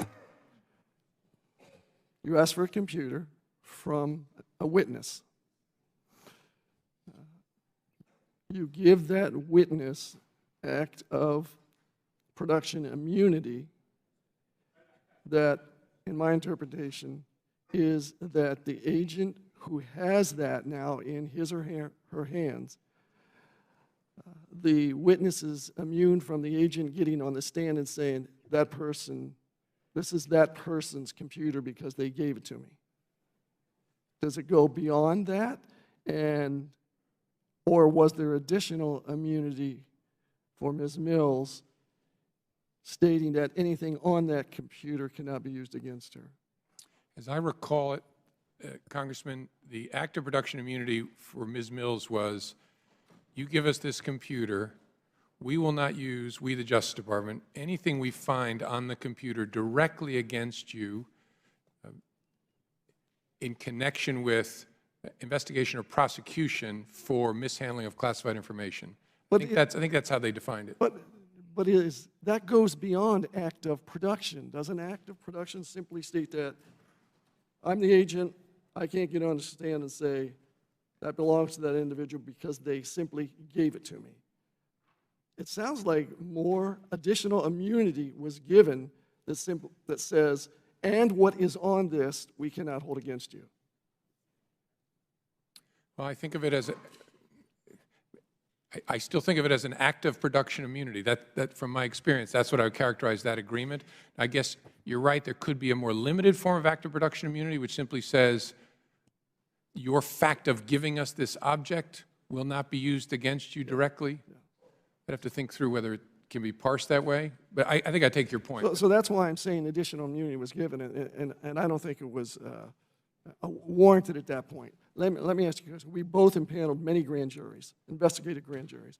Why not impanel an investigative grand jury whereby you have reasonable suspicion that a crime may have been committed, and then you have the ability to get warrants, subpoenas, get this information, subpoena witnesses before the grand jury under oath, and if they take the fifth, if it's not the target, if they take the fifth, and say, I'm not going to talk to you, you can give them, whether it's use immunity, the AG can give them that, and you had that authority, and then transactional has to come from the judge.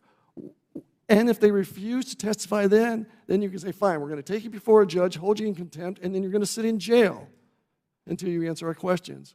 Wouldn't that have been much simpler and more effective than the way this has gone about? I know that I've done it many, many times, and sometimes we find a situation where there isn't enough evidence, and most of the time we find there is enough evidence. Yeah, no, it's a reasonable question. And I don't want to talk about grand jury in connection with this case. That's why I posed it the way I did. Right. From our training, we know we're never supposed to talk about grand jury publicly, but I can answer more generally than that. If anytime you're talking about the prospect of subpoenaing a computer from a lawyer that involves the lawyer's practice of law, you know you're getting into a big Megillah. Okay, please let me interrupt you. Sure. I understand that clearly. Why did you not decide to go to an investigative grand jury? It would have been cleaner, it would have been much simpler, and you would have had more authority to make these witnesses testify. Not the target, but the witness testify. That seems the way to go, Director. We've done it thousands of times. This just was too convoluted. Yeah, again, I need to steer clear of talking about grand jury use in a particular matter. In general, in my experience, you can often do things faster with informal agreements, especially when you're interacting with lawyers. In this particular investigation, the investigative team really wanted to get access to the laptops that were used to sort these emails. Okay, one more Those are lawyers' laptops. That is a very complicated thing. I think they were able to navigate it pretty well to get us access. The media says that Ms. Clinton repeated, the media says, 41 times that I do not recall or do not remember, or variations of that. Is that a fact? Or I don't know. I'm not counted. I've read the 302, obviously. wouldn't that be taken into consideration? I'm sorry? Wouldn't that selective memory be taken into consideration? Sure. The nature and quality of a subject's memory is always a factor. Right. My time has expired. Thank you, sir. The chair recognizes the gentlewoman from Washington State, Ms. Delbaney, for 5 minutes. Thank you, Mr. Chair, and thank you, Director Comey, for spending all this time with us today. In 2010, the White House set up the Vulnerabilities Equities Process, the VEP, and implemented it in 2014. So it could give the government a process for determining whether, how, and when to disclose vulnerabilities to technology companies so that they would be able to address those vulnerabilities and patch them. And in a couple situations, I know there was disclosure from the FBI in April of this year. The FBI informed Apple of a security flaw in older versions of iOS and OS X. Its first vulnerability disclosure to Apple under the Vulnerability Equities Process. In May of this year, the FBI Cyber Division warned the private sector about a fake USB device charger that can log the keystrokes of certain wireless keyboards. And that was 15 months after the FBI discovered the vulnerability. In the warning, the FBI stated, quote, if placed strategically in an office or other location where individuals might use wireless devices, a malicious cyber actor could potentially harvest personally identifiable information, intellectual property, trade secrets, passwords, or other sensitive information, end quote. Other instances of the FBI using the VEP are scarce. And indeed, there have been reports that it's rare for the FBI to use this process. And so I wanted to ask you why this is and what's your view of the process. Thank you for that question. The process seems to me to be a reasonable process to in a structured fashion, bring everybody who might have an optic on this in the government together to talk about how do we think about disclosing a particular vulnerability to the private sector as against the equities that may be at stake in terms of national security in particular. And so I think it makes sense to have such a process. The FBI participates in it when we come across a vulnerability, that we know the vulnerability and that falls within the VEP's jurisdiction. I don't know the particulars of the case. You said there was a 15-month delay in disclosing a particular vulnerability. I don't know enough to react to that.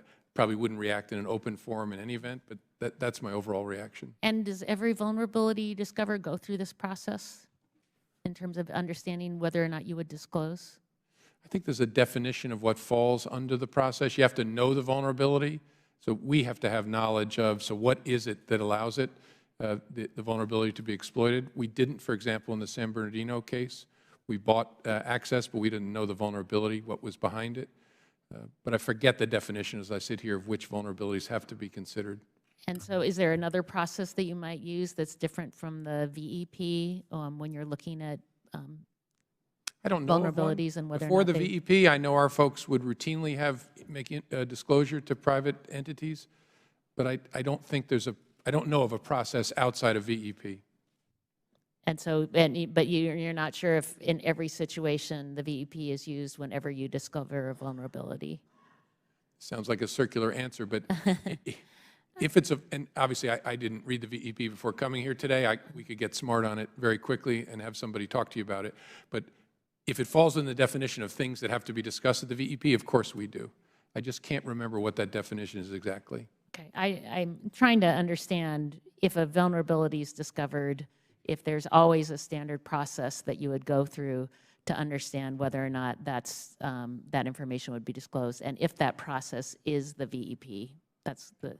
Yeah, that's a great question. I don't know the answer to that, whether there's a set of vulnerabilities that would fall outside of the VEP process, and if that's the case, how do we deal with it? I don't know sitting here. Thanks. If you have other feedback on that, I'd appreciate it at another time. Okay.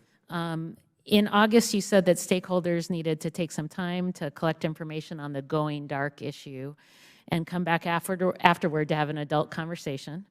And I agree with you. And so I wondered if you would agree that there's room for us to work together on ways to help law enforcement that don't include mandating a backdoor. Totally. I keep reading that I'm an advocate of backdoors. I want to mandate backdoors. I am not.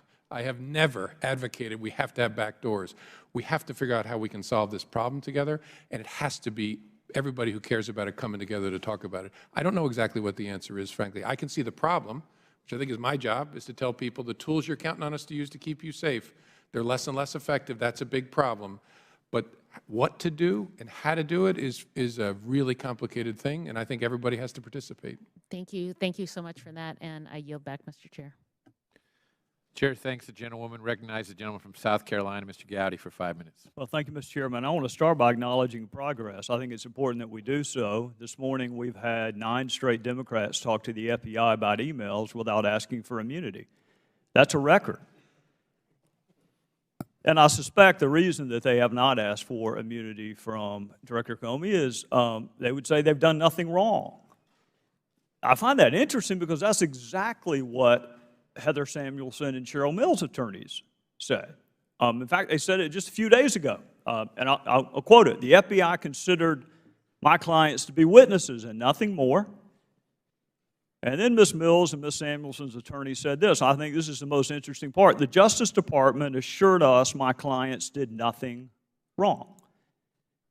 Well, Mr. Chairman, if you're assuring subjects or targets or witnesses, whatever you want to call them, that they've done nothing wrong, it does beg the question, what are you seeking and receiving immunity from? I mean, if you've done nothing wrong, laptops don't go to the Bureau of Prisons, Mr. Chairman. People do. So the immunity was not for the laptop. The immunity was for Cheryl Mills. And if the Department of Justice says you've done nothing wrong, it does beg the question of why you are seeking or receiving immunity. And it could be, Mr. Chairman, for a couple of different, it could be for the classified information that was the genesis of the investigation. It could be for the destruction of federal records which came from that initial investigation, or it could be both. Mr. Comey, I want to ask you this. Did the Bureau interview everyone who originated an email that ultimately went to Secretary Clinton that contained classified information? I don't think so. Nearly everyone, but not everyone.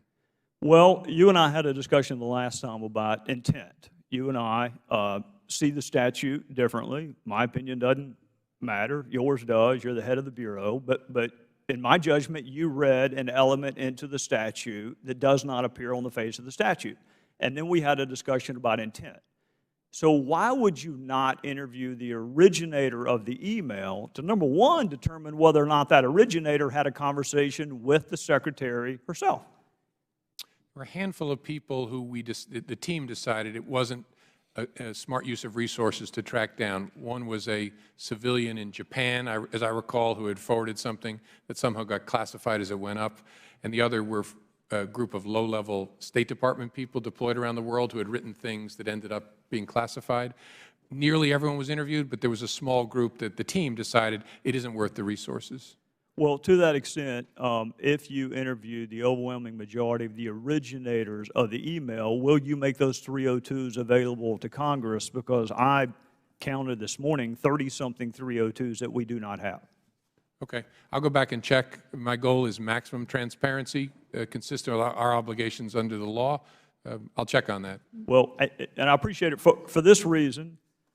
Intent is awfully hard to prove. Very rarely do defendants announce ahead of time, I intend to commit this crime on this date. Go ahead and check the code section. I'm going to do it. That rarely happens. So you have to prove it by circumstantial evidence, such as whether or not the person intended to set up an email system outside the State Department, such as whether or not the person knew or should have known that his or her job involved handling classified information, whether or not the person was truthful about the use of multiple devices, whether or not the person knew that a frequent emailer to her had been hacked, and whether she took any remedial steps after being put on notice that your email or someone who's been emailing with you prolifically had been hacked, and whether or not, and I think you would agree with this, Director, false exculpatory statements are gold in a courtroom.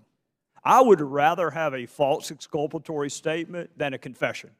I would rather have someone lie about something and it be provable that that is a lie, such as that I neither sent nor received classified information, such as that I turned over all of my work-related emails.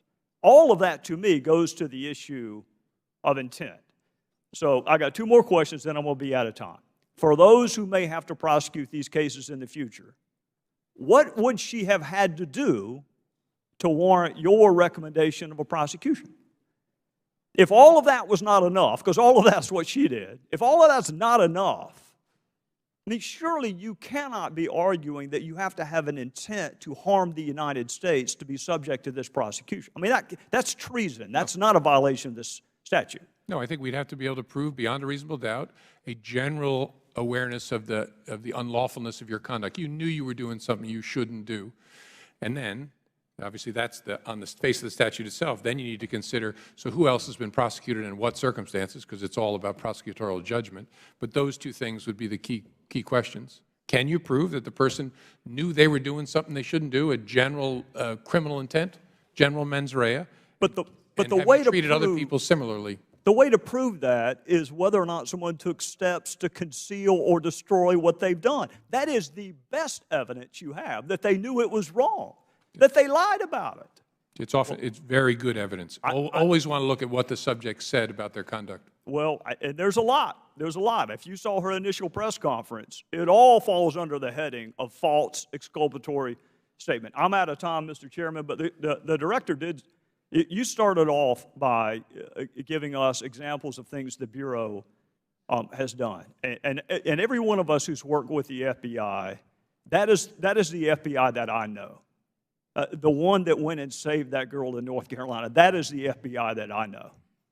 What concerns me, Director, is when you have 5 immunity agreements and no prosecution, when you are allowing witnesses who happen to be lawyers, who happen to be targets, to sit in on an interview. That is not the FBI that I used to work with.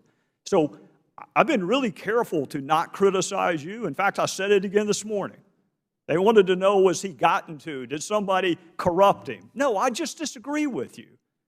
But it's really important to me that the FBI be respected. And you got to help us understand, because it looks to me like some things were done differently that I don't recall being done back when I used to work with them. And with that, I would yield back to the chairman. Can I respond to that? Yes, you may. I hope someday when the political craziness is over, you will look back again on this, because this is the FBI you know and love. This was done by pros in the right way. That's the part I have no patience for. Sorry, sir. The chair recognizes the gentleman from Rhode Island, Mr. Cicilline, for 5 minutes. Thank you, Mr. Chairman, and thank you, Director Comey, for your extraordinary service to our country. And please convey to the professionals at the FBI my gratitude for their exemplary service to the people of this country. And particularly, I want to acknowledge the extraordinary, prompt, and effective response to the recent bombings in New Jersey and New York. It's just another example of this extraordinary agency and your extraordinary leadership. Director Comey, many of us have expressed a concern about the growing incidence of gun violence in this country, and we expressed condolences and concern following the recent mass shootings in Burlington, Washington, where 5 people lost their lives. We shared the same sentiments after incidents in Aurora and Newtown and Charleston. But as more Americans lose their lives to senseless gun violence, this Congress has been absolutely silent and inactive on this issue. So I'd like to really turn to you in your career in public service, and both as a U.S. Attorney and now as the FBI Director, with so much experience in dealing with the consequences of gun violence, and ask you to kind of share with us what you think might be some things Congress could do to help reduce gun violence in this country. I know, if I recall correctly, in 2013 during our confirmation hearings, you at least alluded to your support for universal background checks, bans on illegal trafficking of guns, assault weapons, and high-capacity magazines. So I'm wondering what you think would be effective for us to do to help reduce the incidence of gun violence in this country. No, thank you, Congressman. And you're exactly right. We just spend a lot of time thinking, investigating, and mourning the deaths in mass shootings. I think it's really important, though, the Bureau not be in the policy business and be in the enforcement business. And so I'm going to respectfully avoid your question, honestly, because I think we should not be in the place of, we should be a factual input to you. We should not be suggesting particular laws with respect to guns or anything else. So let me ask you, Director, about a very specific enforcement challenge. I introduced a piece of legislation called the Unlawful Gun Buyer Alert Act to get at this issue of a default proceeds. This is where people buy a gun, they purchase a gun, but they are not permitted to buy one under law, but the 3-day time period has elapsed. And between 2010 and 2014, 15,729 sales to prohibited persons occurred. That means people who are not lawfully permitted to buy a gun got a gun 15,000 times. So my legislation would require that when that happens, that local law enforcement is notified. They can then make a decision. Should we go prosecute this person who's now in possession of a gun illegally? Should we, execute a search warrant? But they would at least be put on notice. In your community, a person who should not have a gun bought one, so they can take some action. Would that make sense in terms of your enforcement responsibilities?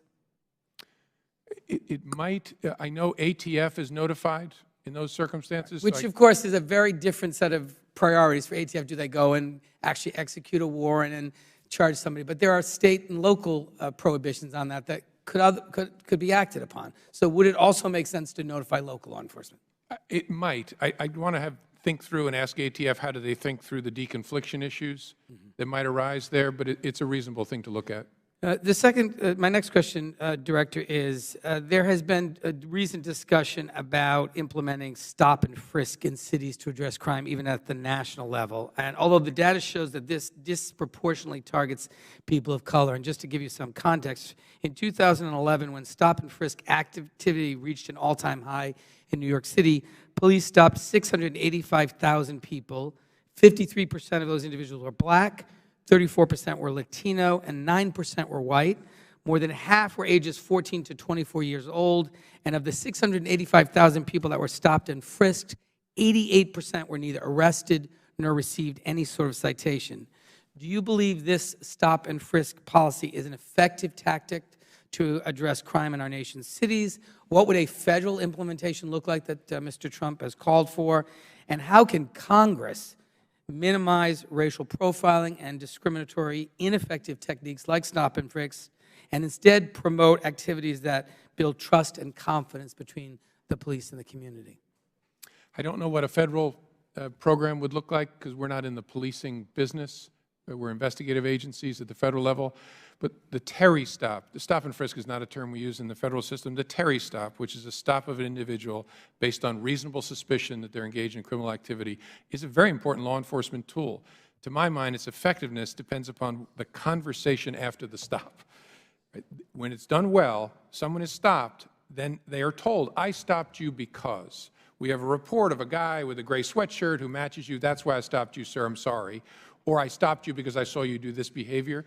Because the danger is what's an effective law enforcement technique can become a source of estrangement for a community, and you need the help of the community. So it's an important tool when used right, and what makes the difference between right and wrong is what's the nature of the conversation with the person you stopped. Thank you, Director. Mr. Chairman, I would just like to finally associate myself with the remarks of Congressman Deutsch regarding the Logan Act violations and the remarks of many of my colleagues regarding the attempts by the Russians to interfere with our democracy and electoral process, and take great comfort in the Director's commitment to continue to understand this as an important responsibility of the agency to protect the integrity of our democracy. And with that, I yield back.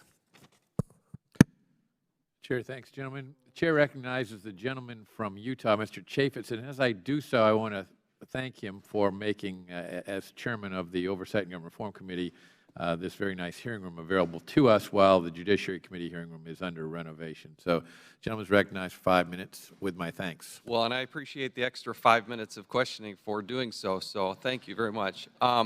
Director, thank you for your accessibility. You have been very readily available, and we do appreciate that.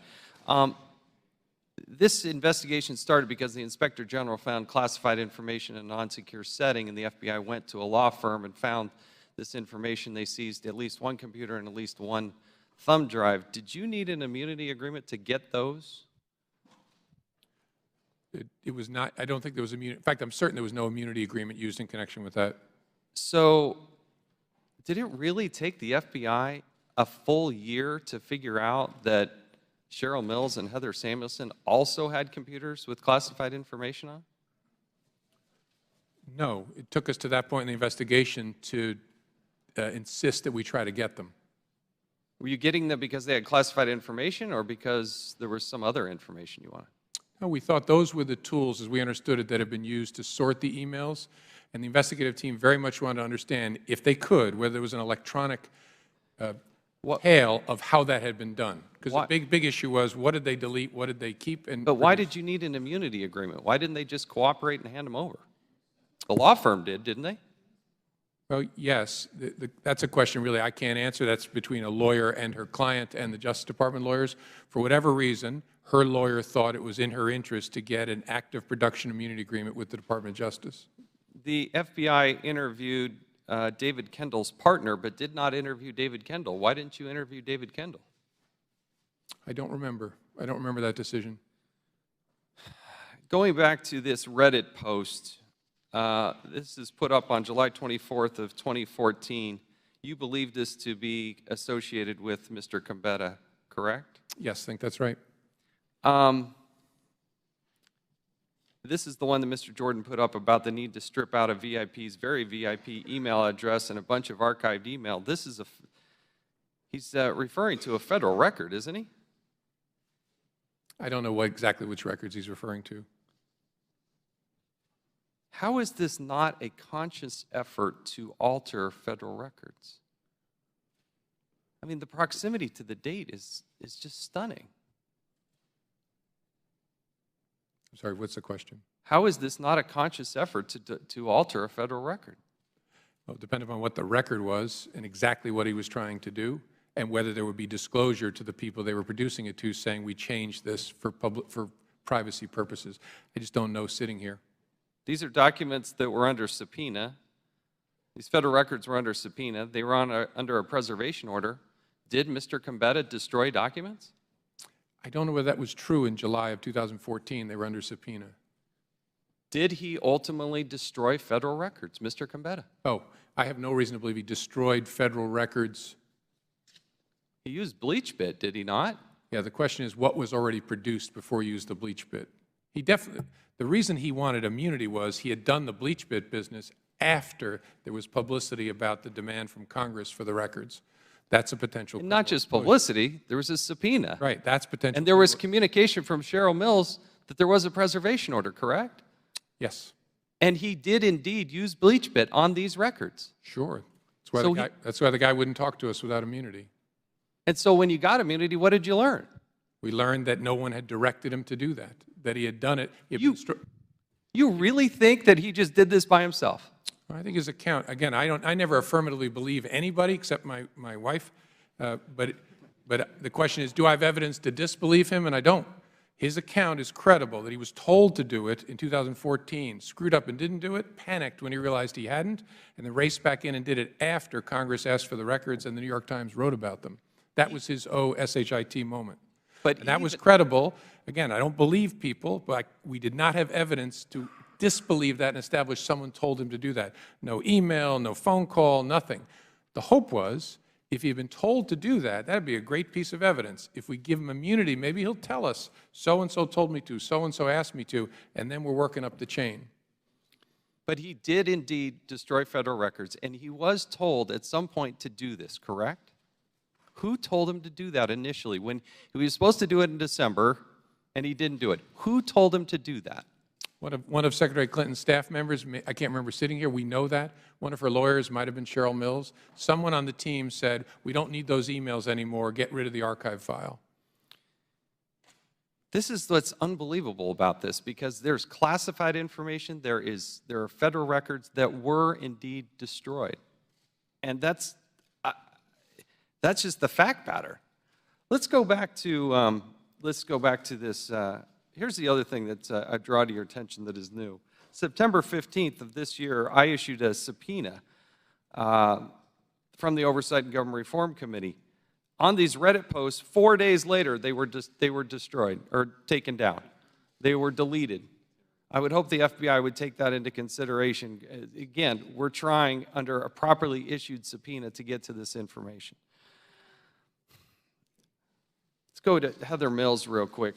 How does in the 2016 interview with Cheryl Mills, she says, quote, Mills did not learn, in the interview report, the interview summary from the FBI, Mills did not learn Clinton was using a private email server until after Clinton's tenure.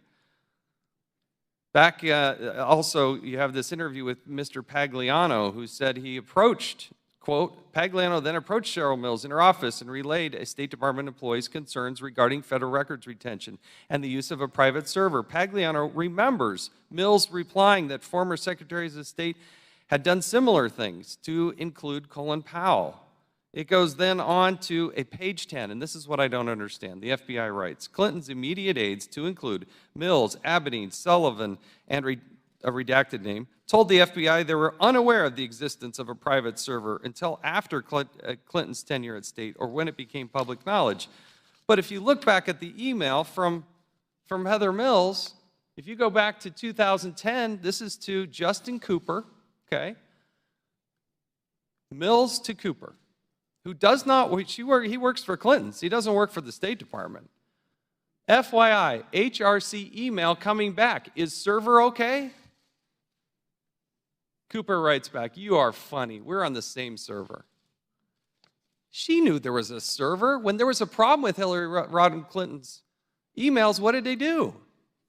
She called the person who has no background in this, who's not a State Department employee, no security clearance, and then tells the FBI, well, I never knew about that. But there's direct evidence that contradicts this.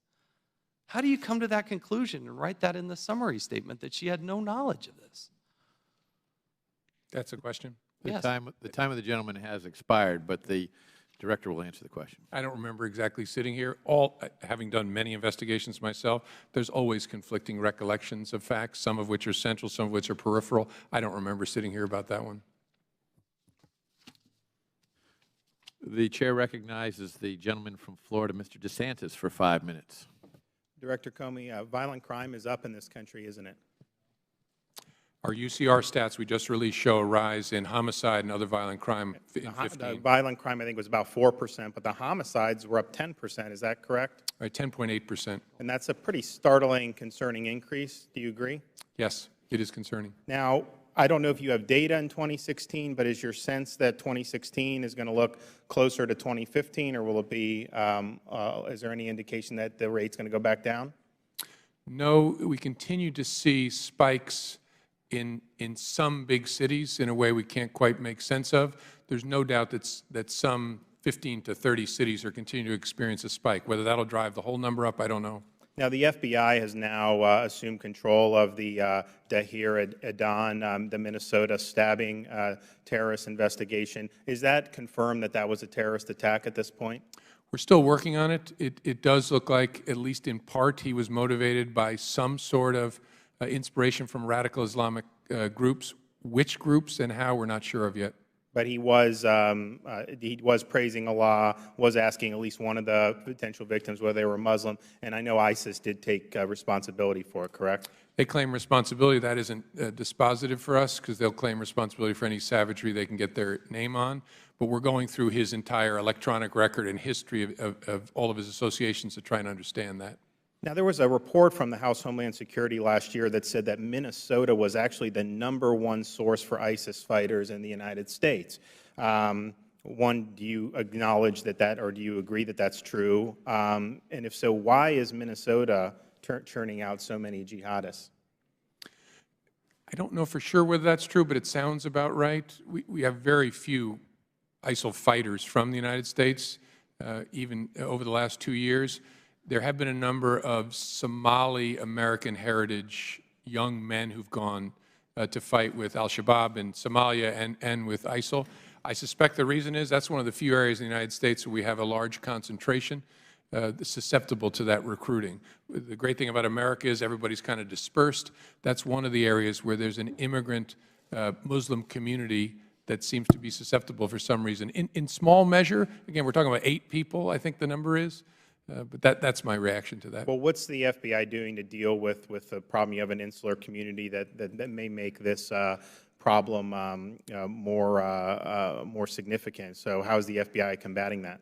Oh, in a bunch of different ways, with lots of partners, to make sure we know the folks especially the Somali American community in Minneapolis. The U.S. Attorney there has done a great job. Have they been helpful with the FBI? Very, because they don't want their sons or daughters involved in this craziness any more than anybody else does. Now, with Paul Combetta, I'm just trying to figure out what happened here. He never said that he remembered anything from that March 25th phone conversation with the Clinton people. Of course, that was days before he bleach-bitted the emails. He never said he had any factual knowledge of anything that happened on that call. Is that his basic statement? So I read the 302s. He didn't really provide any information. I can't remember for sure being the 302. You've probably seen it more recently than I have. I saw one 302 said that he pled the 5th. Obviously, he was given immunity. Another said that there was an invocation of attorney-client privilege at one time in one of the other summaries. So I'm just trying to figure out, what happened with Combetta. Why was he not able to provide information? He had immunity. This was something that was much more fresh in his mind than previous conversations with Clinton people would have been. And yet you said he was credible. To me, feigning ignorance, that is not credible given the timeline where you have the New York Times saying that this server existed. The House immediately sends a subpoena. He has this conversation, and then lo and behold, a few days later, all the emails are bleach-bitted.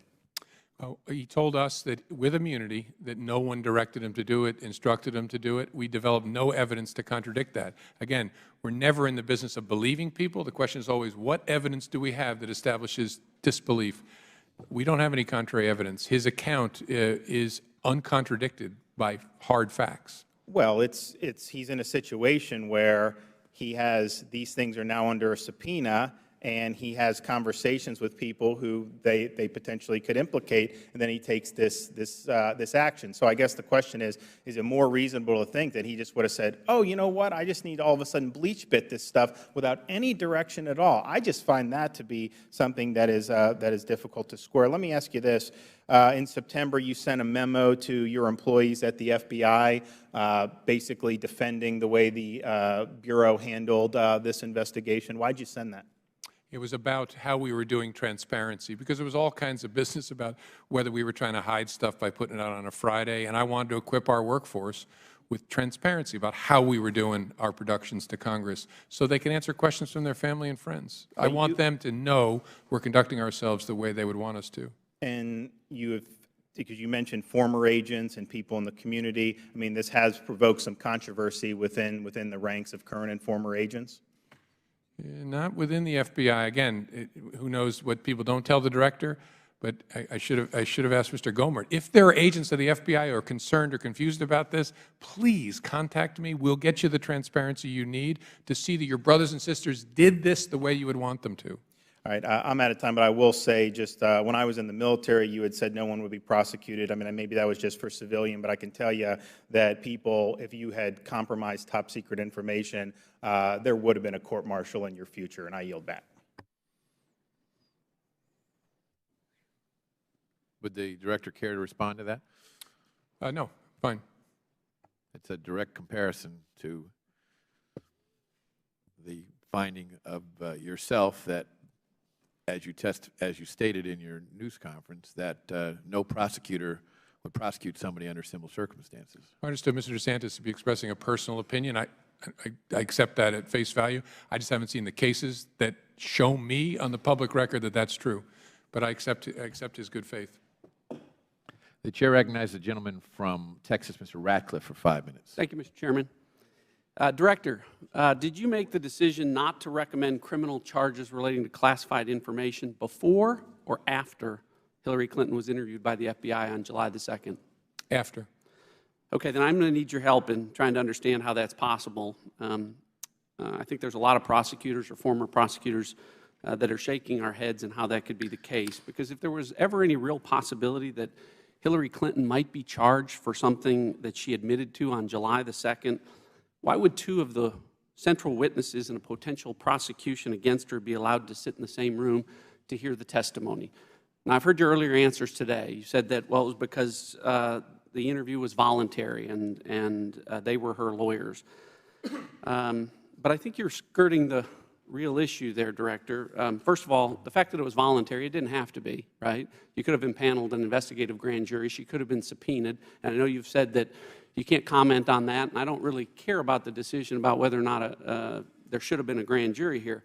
But since you didn't have one, it goes to the issue at hand about whether or not this interview should have ever taken place. With due respect to the answers that you've given, the FBI and the Department of Justice absolutely control whether or not an interview is going to take place with other witnesses in the room, because the simple truth is, if under the circumstances as you've described, those interviews never take place. If there was ever any possibility that something Hillary Clinton might have said on July 2nd could have possibly resulted in criminal charges that might possibly resulted in a trial against her relating to this classified information, well then, to use your words, Director, I don't think that there's any reasonable prosecutor out there who would have allowed two immunized witnesses central to the prosecution to proving the case against her to sit in the room with the interview, the FBI interview of the subject of that investigation. And if I heard you earlier today, in your long career, I heard you say that you've never had that circumstance. Did I hear you correctly? That's correct. But okay, and I never have either, and I've never met a prosecutor that's ever had that. So, to me, the only way that an interview takes place with the two central witnesses and the subject of the investigation is if the decision has already been made that all three people in that room are not going to be charged. Okay, can I respond? Yes, please. I know in our political life sometimes people casually accuse each other of being dishonest, but if colleagues of ours believe I am lying about when I made this decision, please urge them to contact me privately so we can have a conversation about this. All I can do is tell you again, the decision was made after that because I didn't know what was going to happen in that interview. She maybe lied during the interview in a way we could prove. Let me finish. I would also urge you to tell me what tools we have as prosecutors and investigators to kick out of an interview someone that the subject says is their lawyer. That's not my point. The interview never should have taken place if you were going to allow the central witnesses that you needed to prove the case to sit there and listen to the testimony that the subject was going to give. It never happens. It never happened to you, and it's never happened to me or any other prosecutor that I met. And I know you've defended the people that were involved in this as being great, but if it's never happened, I wonder why this is a case of first precedent with respect to that practice that you and I have never seen in our careers. You and I don't control the universe of what's happened. I suspect it's very unusual. A key fact, though, that maybe is leading to some confusion here is we had already concluded we didn't have a prosecutable case against Heather Samuelson or Cheryl Mills at that point. If they were targets of our investigation, maybe we would have canceled the interview. But frankly, our focus was on the subject. The subject at that point was Hillary Clinton. All right, let me move on. According to the FBI's own documents, Paul Gambetta was, in his first interview on February the 18th, told FBI agents that he had no knowledge about the preservation order for the Clinton emails, correct? I don't know the dates of that, but I'm sure it's in the 302. Okay, but then 2.5 months later, on May the 3rd, his second interview, he made a 180-degree turn.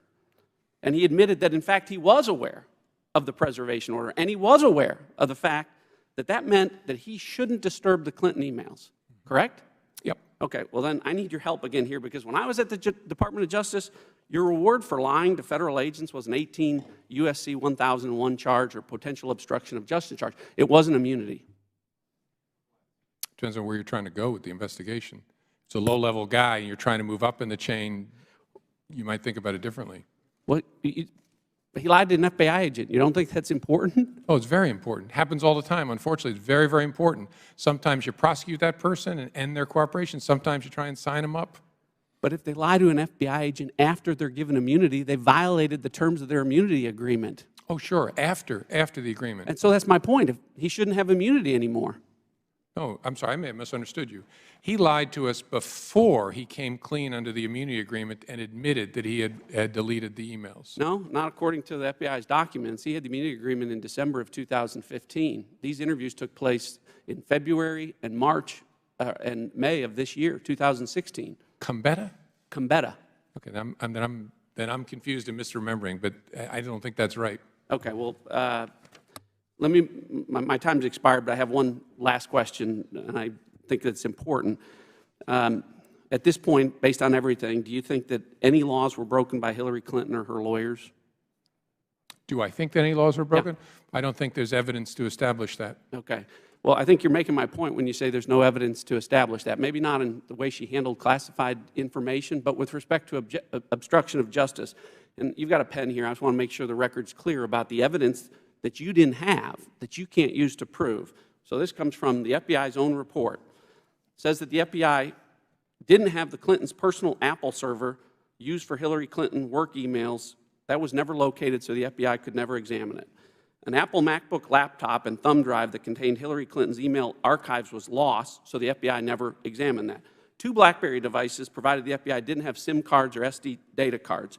13 Hillary Clinton personal mobile devices were lost, discarded, or destroyed with a hammer, so the FBI clearly didn't examine those. Various server backups were deleted over time, so the FBI didn't examine that. After the State Department and my colleague, Mr. Gowdy, here notified Ms. Clinton that her records would be sought by the Benghazi Committee, copies of her emails on the laptops of both of her lawyers, Cheryl Mills and Harold Mills, and Heather Samuelson, were wiped clean with bleach bits, so the FBI didn't review that. After those emails were subpoenaed, Hillary Clinton's email archive was also permanently deleted from the Platte River Network with bleach bit, so the FBI didn't review that. And also after the subpoena, backups of the Platte River server were manually deleted. Now, Director, hopefully that list is substantially accurate because it comes from your own documents. My question to you is this. Any one of those in that very, very long list, to me, says obstruction of justice. Collectively, they scream obstruction of justice. And to ignore them, I think, really allows not just reasonable prosecutors, but reasonable people to believe that maybe the decision on this was made a long time ago not to prosecute Hillary Clinton. And with that, I yield back. Director, do you care to respond? Very briefly, to ignore that which we don't have. We're in a fact-based world, so we make evaluations based on the evidence we're able to gather using the tools that we have. So it's hard for me to react to these things that you don't have. So that's my reaction to it. The chair recognizes the gentleman from Texas, Mr. Farenthold, for 5 minutes. Thank you very much. Director Comey, thank you for being here. I know this is, there are a lot of things you would probably much rather be doing than sitting on the hot seat, so to speak. And here's where I'm coming from on this. You've been asked a lot of questions today about the Clinton investigation. And what I'm hearing from folks back in Texas, and I'm just going to take a big picture view of this, is this stuff just simply doesn't pass the smell test on a lot of areas. You just had my colleague from Texas, Mr. Ratcliffe, list a long list of things that y'all didn't have in the investigation. You've been asked earlier today, well, would you reopen the investigation? What would it take to get you to reopen the investigation? We've had 5 people given immunity, which basically we got nothing when, perhaps a plea agreement or something else might have worked. You have your interpretation in your previous testimony before Congress that Section 793F required intent when, in fact, the standard is gross negligence. And it is just a long list of things that just have people scratching their heads going, if this were to happen to me, I would be in a world of hurt, probably in jail. And how do you respond to people who are saying that this is not how an average American would be treated? This is only how Hillary Clinton would be treated. Yeah, look, I've heard that a lot, and my response is demand, when people tell you that others have been treated differently, demand from a trustworthy source the details of those cases. Because I'm a very aggressive investigator. I was a very aggressive prosecutor. I have gone back through 40 years of cases, and I'm telling you, under oath, that to prosecute on these facts would be a double standard, because Jane and Joe Smith would not be prosecuted on these facts. Now, you'd be in trouble. That's the other thing I've had to explain to the FBI workforce. You use an unclassified email system to do our business, and in the course of doing our business, talk about classified topics, you will be in big trouble at the FBI. I'm highly confident of that. I'm also highly confident, in fact certain, you would not be prosecuted. That's what folks tend to lump together. So I care deeply about what people think about the justice system, and that it not have 2 standards. It does not, and this demonstrates But you look at General Petraeus in his handling of classified information. You look at, and I'll go back to what you're saying. But when you look at it, demand to know the facts. I don't want to dump on General Petraeus, because the case is over, but I would be happy to go through how very different that circumstance is than this circumstance. And you talk about, you tell your FBI agents, if you do what we're investigating here with material from the FBI, you'd be a world of trouble. I would assume that could potentially be fired. Is Hillary Clinton she didn't get in any trouble at the State Department. The only trouble she's got now is trying to explain it to the American people. Right, she's not a government employee, so the normal range of discipline that would be applied to FBI employees if they did something similar doesn't apply. And I think that's some of the reason for people's confusion, lumping these 2 together, and their frustration, but it is what it is.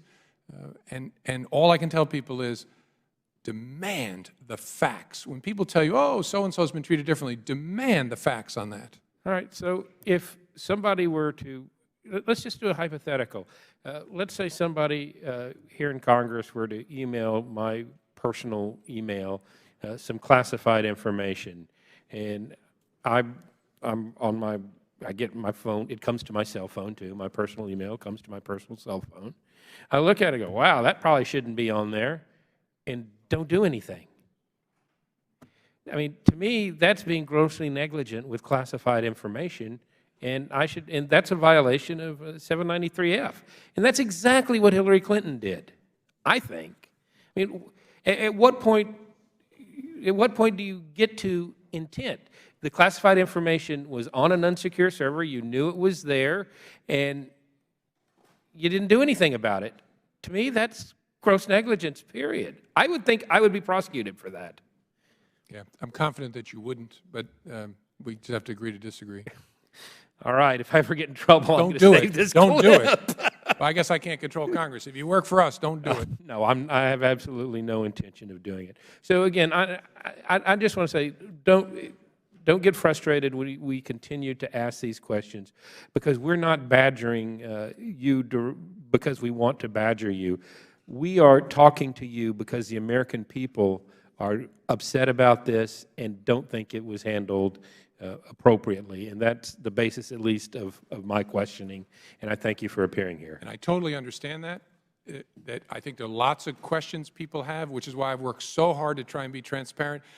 There's never been this kind of transparency in a criminal case, ever, but because I understand the questions and the importance of it, I've tried. But I hope people will separate two things: questions about facts and judgment from questions and accusations about integrity. As I said before, you can call us wrong, you can call me a fool, you cannot call us weasels, okay? That is just not fair, and I hope we haven't gotten to a place in American public life where everything has to be torn down on an integrity basis just to disagree. You can disagree with this.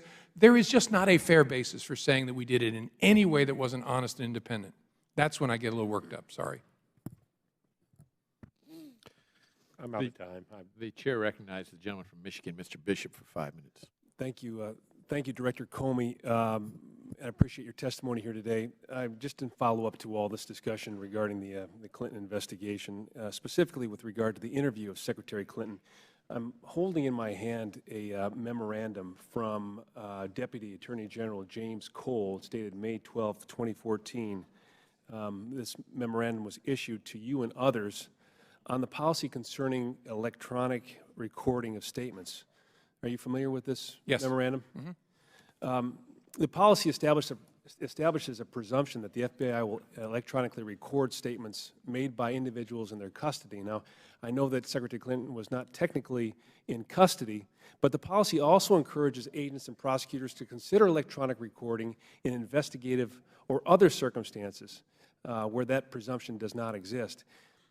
The policy also encourages agents and prosecutors to consult with each other in such circumstances. And given the magnitude of what we've been talking about today and the huge public interest and demand for information with regard to the public trust, I think this is specifically important to this discussion. Now, you're aware of this policy, correct? Right, that applies to people that are in handcuffs. But not, it also applies to, the policy also encourages agents and prosecutors to consider electronic recording in investigative matter and other matters where that presumption does not exist. Does it not? The FBI doesn't do it, but sure, I understand that they encouraged us to talk about it. So did the agents then did not consider to conduct the interview in a recorded situation then? We do not record non-custodial interviews. Okay. Now, maybe someday folks will urge us to change that policy, but we don't, and we sure wouldn't want to change it in one particular case. Well, that's the policy. I'm just reading the policy that's issued by the Deputy Attorney General, James Comey, that is to you and to others in the Department of Justice that establishes the policy. So if you don't do it, I assume that you're doing it against the policy of the Department of Justice. No, that policy only governs custodial interrogation, so people who've been locked up. We do not, and it is not inconsistent with Department of Justice policy, record non-custodial, that is voluntary interviews where someone's not in our custody. Well, I'm reading this differently then, because it does say that there's an exception that it is within your discretion to record such. Well, sure, you could, and I don't know, maybe some other federal investigative agencies do. The FBI's practice is we do not record non-custodial interviews. Okay, thank you, Director. I want to pivot, if I can, and build off Representative DeSantis' questions with regard to the refugees attempting to enter the United States, and specifically with regard to Syrian refugees. Wondering if you can tell me, we've talked about this process and the fact that we do not have a process in place that we can rely upon. You've indicated before when you testified, and I asked the question, that we just simply don't have enough information to ensure that we have the information that we need to ensure that these people are not a threat to our country. Can you expand upon that now after a year? Can you tell me whether or not we've got more information, more capabilities to vet these refugees? And I say this because in my district in Michigan, In this fiscal year, Michigan has taken the 4th most refugees of all states, 4,178, and we've taken the 3rd most for Iraq, the 2nd most from Syria. Michigan has absorbed an enormous number of refugees, and I think you can understand our concern with regard to the fact that we don't have information necessary to identify whether or not they're a threat. Can you assuage my concern and the concerns of my constituents that we have a system in place that we can vet these individuals and they don't pose a threat to our country? I can assuage in part and restate my concern in part. Our process inside the United States government has gotten much better at making sure we touch all possible sources of information about a refugee. The interview process has gotten more robust, so we've gotten our act together in that respect. The challenge remains, especially with respect to folks coming from Syria. We're unlikely to have anything in our holdings. That is, with people coming from Iraq, the United States government was there for a very long period of time. We had biometrics, we had source information. We're unlikely to have that kind of picture about someone coming from Syria, and that's the piece I just wanted folks to be aware of. Has anything changed in your vetting process? Have you updated it? Do you have any concerns with regard? We've seen an increased terrorist activity in the last 6 months, including New York, New Jersey, and Minneapolis. Has anything changed in the vetting process? Can you be confident that foreign fighters or other refugees entering the country are not planning future attacks on our country?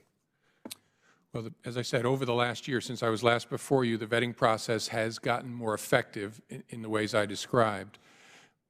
I'm in a business where I can't ever say that there's no risk associated with someone, so we wake up every day in the FBI worrying about who might have gotten through in any form or fashion to the United States or who might be getting inspired while they're here, so I can't ever give a blanket assurance.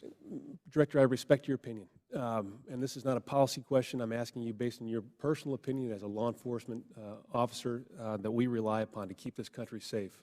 Is there anything that you would do to ensure, as you said, that our country is safe with regard to this refugee process?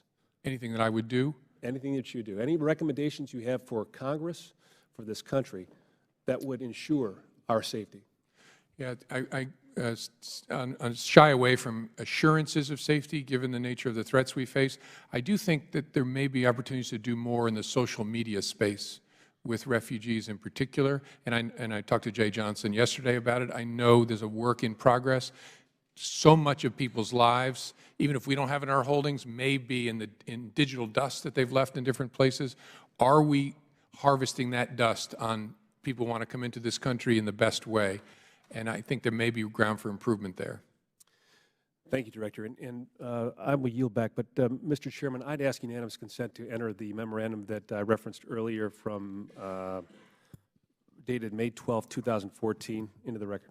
Without objection, it will be made a part of the record. The Chair recognizes the gentleman from Georgia, Mr. Collins, for 5 minutes. Thank you, Mr. Chairman. Director Comey, I appreciate you being here. You are, I believe, forthright, much more so than you said is in any criminal case we've had. But I'm also still in the military. I'm still in the Air Force Reserve. I went to my drill back in July. I was hit by an amazing amount of questions from different service members on this issue of how does the former Secretary of State get to do this, and yet we have members of the military who are prosecuted all the time. Your statements earlier were fairly startling when you said, I don't know if anybody else has been classified this. Just since 2009, the Department of Justice has prosecuted at least 7 people under the Espionage Act, all for very similar cases. Now, you said go look at the facts. Well, we're looking at the facts in these cases. The interesting one, and you know, you said that in looking back at your investigation, mishandling or removal of classified information, we cannot find a case that would support bringing criminal charges on these facts. All right. Well, it didn't take nothing but a simple legal search to find a Marine that fallen. Now, I guess their name is not Jane or Joe, so they did get prosecuted, okay? And this is the issue under 18 U.S.C. 793F, gross negligence. This is what the Marine did. They took classified information that was put into a gym bag, cleaned out, washed, and took. All right, simple mishandling. Court of Appeals actually upheld this case, and this is what they said, that the purpose of federal espionage statutes is to protect classified documents from unauthorized procedures such as removal from proper place of custody, which would mean how you deal with this. Regardless of means of removal, it was apparent gross negligence and was approximate cause of the document's removal. It is, and they quoted United States v. McGinnis, said, it is clear the Congress's intent to create a hierarchy of offenses against national security ranging from classic spying to merely losing classified materials through gross negligence or the mishandling of. It was sort of also ironic for me that when I had to go back in July in this past month when I went back, I had to do my annual information assurance training. They went through everything that we have to do with handling classified information. I have been in a war zone. I've been in private. This is just common knowledge among most everybody in the world, obviously not to the Secretary. How can you then explain to me this Marine's mistake in taking classified documents or mishandling them is more severe than the Secretary of State who sent and received classified emails on a regular basis, including those that were originally classified, not those that were classified later, but were originally classified? Yeah, first of all, I'm familiar with the case, and I'm quite certain it's not a 793F case. It was prosecuted His as conviction was under 793F. Yeah, I don't think, I mean, I'll go back and check again. I'd urge you to, too. I'm pretty sure it's not under the gross negligence prong of 793F. But it's a Uniform Court of Military Justice prosecution, not by the Department of Justice. Am I remembering correctly? This was from and is appealed out in the U.S. the Court of Appeals for the Armed Forces did actually hold it on this. Yes. But regardless, I think even, I don't think this is under the same provision, but even there, that's a case involving someone who actually stole classified information, hard copies. What people need to remember, and I don't say this to make a little of it, I think it's a very serious matter. What happened here is the Secretary used an unclassified email system, her personal system, to conduct her business. And let's just stop right there. That in and of itself, and I understand this, Dr. Comey, we've been through it, you've been through a lot of questions, I apologize. But let's just come back to the basics here. We're trying to parse that I didn't have such a Sandy Berger or all these others who've been prosecuted, they took a hard copy. In today's society, and even understanding if you go through any information assurance class, anything else, they tell you it cannot be on a personal laptop. In fact, there was another chief petty officer who had classified information on a personal computer. It went back and forth at war zone. That is not physical documents. It's on a, to parse words like that is why the American people are fed up. They're fed up with the IRS commissioner when he does it. They're fed up here. I'm not attacking your, I think you're one of the more upright people I've met. I think you just blew it. I think the Attorney General blew it. I shared this with her. And I think when we come to this saying there's no other way that you can say that there's no others that resemble this, as a lawyer, you're taught all the time to take facts and put them, they may not be exact, but they fit under the law. You can't, I mean, so I guess maybe I'm going to change the question because we're going to go down to a dead end. You're going to say it wasn't. But let me ask you this. I want to change questions. Do you honestly believe that a lady, a woman of vast intelligence, who is the First Lady of the United States, who is a senator who had access to classified information, all the members here do, who is Secretary of State who had even further classification ability, even beyond what we have here. Do you believe that in this case, honestly, she was not grossly negligent or criminal in her acts? First of all, I don't believe anyone other than my wife. My question is, what evidence do I have to establish that state of mind? And I don't believe I have evidence to establish it beyond a reasonable doubt. Then really what we're saying here is this. And this is in essence what you're saying. You said, I can't prove it, and I understand. There's a lot of folks out there in the law that, they come to us all the time. I'm an attorney as well, and they come to us and say, it's not what we know, it's not what we think, it's what we can prove. I get it. But here's the problem with this, and this is the person who's asking to lead this country. If she can hide behind this and gleefully get approval from the FBI through an investigation, which has been covered here thoroughly, then I just do not understand. She is either the most arrogant, which probably so, or the most insanely naive person we've ever met. Because when I actually show evidences of basically the same thing, which you can take facts and correlate to law, this is why the armed forces right now have the new term called the Clinton defense. I didn't know. I didn't mean to. It's on my thing. It's the Clinton defense.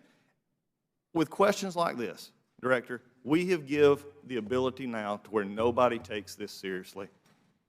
And this is why people are upset. when it was originally classified, she can tell all the stories she wants. She can have the backup from you that no prosecutor, which is, again, amazing to me, that a law enforcement would tell the prosecutor, because how many times I've been on both sides of this, where the law enforcement agent said, I'm not sure we have a case here, but when the prosecutor looks at it, the prosecutor says, yeah, there's a case here. I don't really, frankly, no offense, care what, if I'm in prosecuting, what the law enforcement officer, if I can see the case and I can make it, that's my job, not yours. And yet now we have a whole system that has been turned upside down, not because I don't believe your honesty of your people, but I believe you blew it because you, frankly, didn't have the whole situation into effect where the FBI would look political. And unfortunately, that's all you've become in this. And it's a sad thing because y'all do great work. You have to do great work, and you will do great work. But I think it's time to start, we just bring down the curtain. There's a wizard behind the thing, this Hillary Clinton, who is playing all of us because she's not that naive. She's not stupid. She knew what she was doing because she was simply too bored. If she, God forbid, gets into 1600 Pennsylvania Avenue and just gets bored with the process, then God help us all. Mr. Chairman, I yield back. Mr. Chairman, there's only two. The Director is permitted to respond. Yeah. Two pieces of that I need to respond to. First, you said hiding behind something.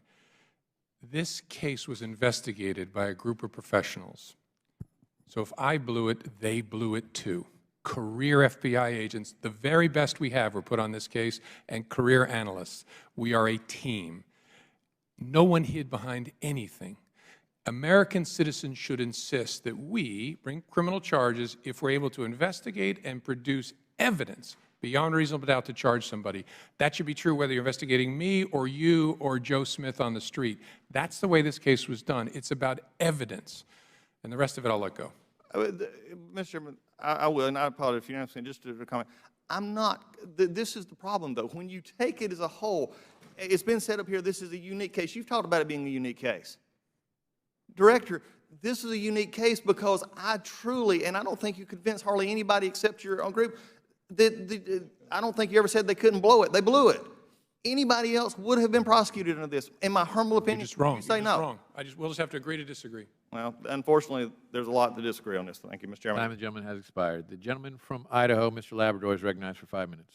Thank you, Mr. Chairman. Director Comey, I've always appreciated your testimony before this committee, and I respect the work that you do for the FBI. When you made your recommendations to the Department of Justice to not prosecute Hillary Clinton, I actually disagreed with your decision, but I appreciated your candor in explaining to the American people and to us those recommendations. Since that decision, I continue to view you as honorable and a strong leader for the critical federal agency. In fact, I did 20 town hall meetings over the recess, and I was lambasted at every one of them. In fact, I think I lost votes because I defended your integrity at every one of those town hall meetings. And I told them why, even though I disagreed with your conclusions, I thought you came to it from an honorable place.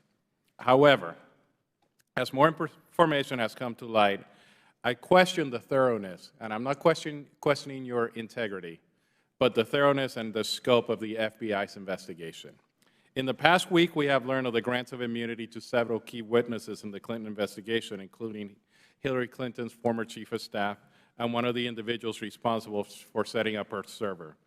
I'm really disappointed by this revelation and confused as to why these immunity grants were necessary and appropriate given the circumstances. It appears to me that the FBI was very early in this investigation too willing to strike deals and ensure that top officials could never be prosecuted for their role in what we now know was a massive breach of national security protocol. We have a duty to ensure that our FBI is still in the business of investigating criminal activity. So at what point in the investigation was Cheryl Mills offered immunity? Cheryl Mills was never offered immunity, not to quibble, but she was given letter immunity to govern. At what point? June of 2016, so June of this year, so about 11 months into the investigation. So to be clear, was she offered immunity for interview and potential testimony or for turning over the laptop as evidence?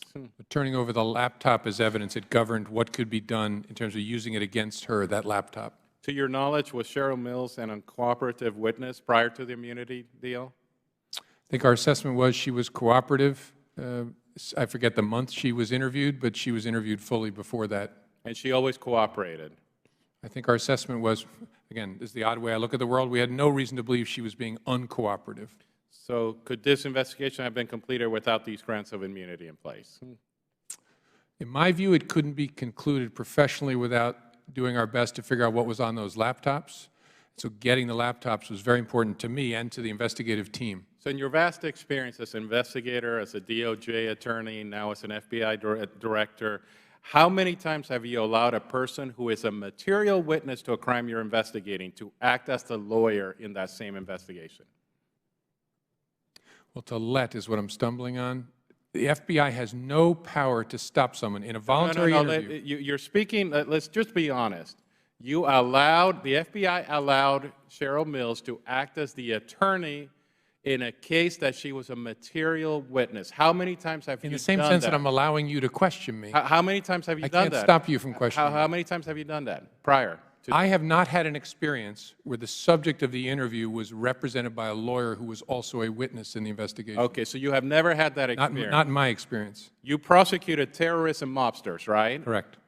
And during your time in justice, how many times did you allow a lawyer who was a material witness to the case that you were prosecuting to also act as the subject of as the attorney to the subject of that investigation? Yeah, as I said, I don't think I've encountered this situation where a witness, a lawyer for the subject of the investigation was also a witness of the investigation. So this was highly unusual to have? In my experience, yes. Okay.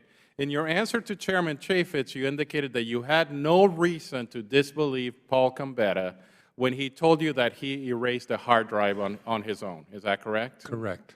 However, in the exchange on Reddit, he said, I need to strip out a VIP's email address from a bunch of archived email. Basically, they don't want the VIP's email address exposed to anyone.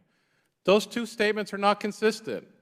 How can you say that he was truthful when he told you nobody told him to act this way, but yet you saw this Reddit account that says where they told him that he needed to act in this way? I think the assessment of the investigative team is those are about two different subjects. One is a year before, in the summer of 2014, about how to produce emails and whether there's a way to remove or mask the actual email address, the HRC, whatever it is, .com. And the other is about actually deleting the content of those emails sitting on the server. It seems like in your investigation, you found time after time evidence of destruction, evidence of breaking iPhones and other phones, all these different things, but yet you find that there's no evidence of intent. And I'm a little bit confused as to your interpretation of 18 U.S.C. 793F. On the one hand, you've said that Secretary Clinton couldn't be charged because her conduct was extremely careless, but not grossly negligent, correct? That's not exactly what I said. That's what you said today. But you've also said there was no evidence of her intent to harm the United States. So, but you'll agree that a person can act with gross negligence or even act knowingly without possessing some additional specific intent. So which is it? Is it a lack of gross negligence that she had or a lack of intent? In terms of my overall judgment about whether the case was worthy of prosecution, it's the lack of evidence to meet what I understand to be the elements of the crime, one, and two, a consideration of what would be fair with respect to how other people have been treated. Those two things together tell me, and nothing has happened that's changed my view on this, that no reasonable prosecutor would bring such a case.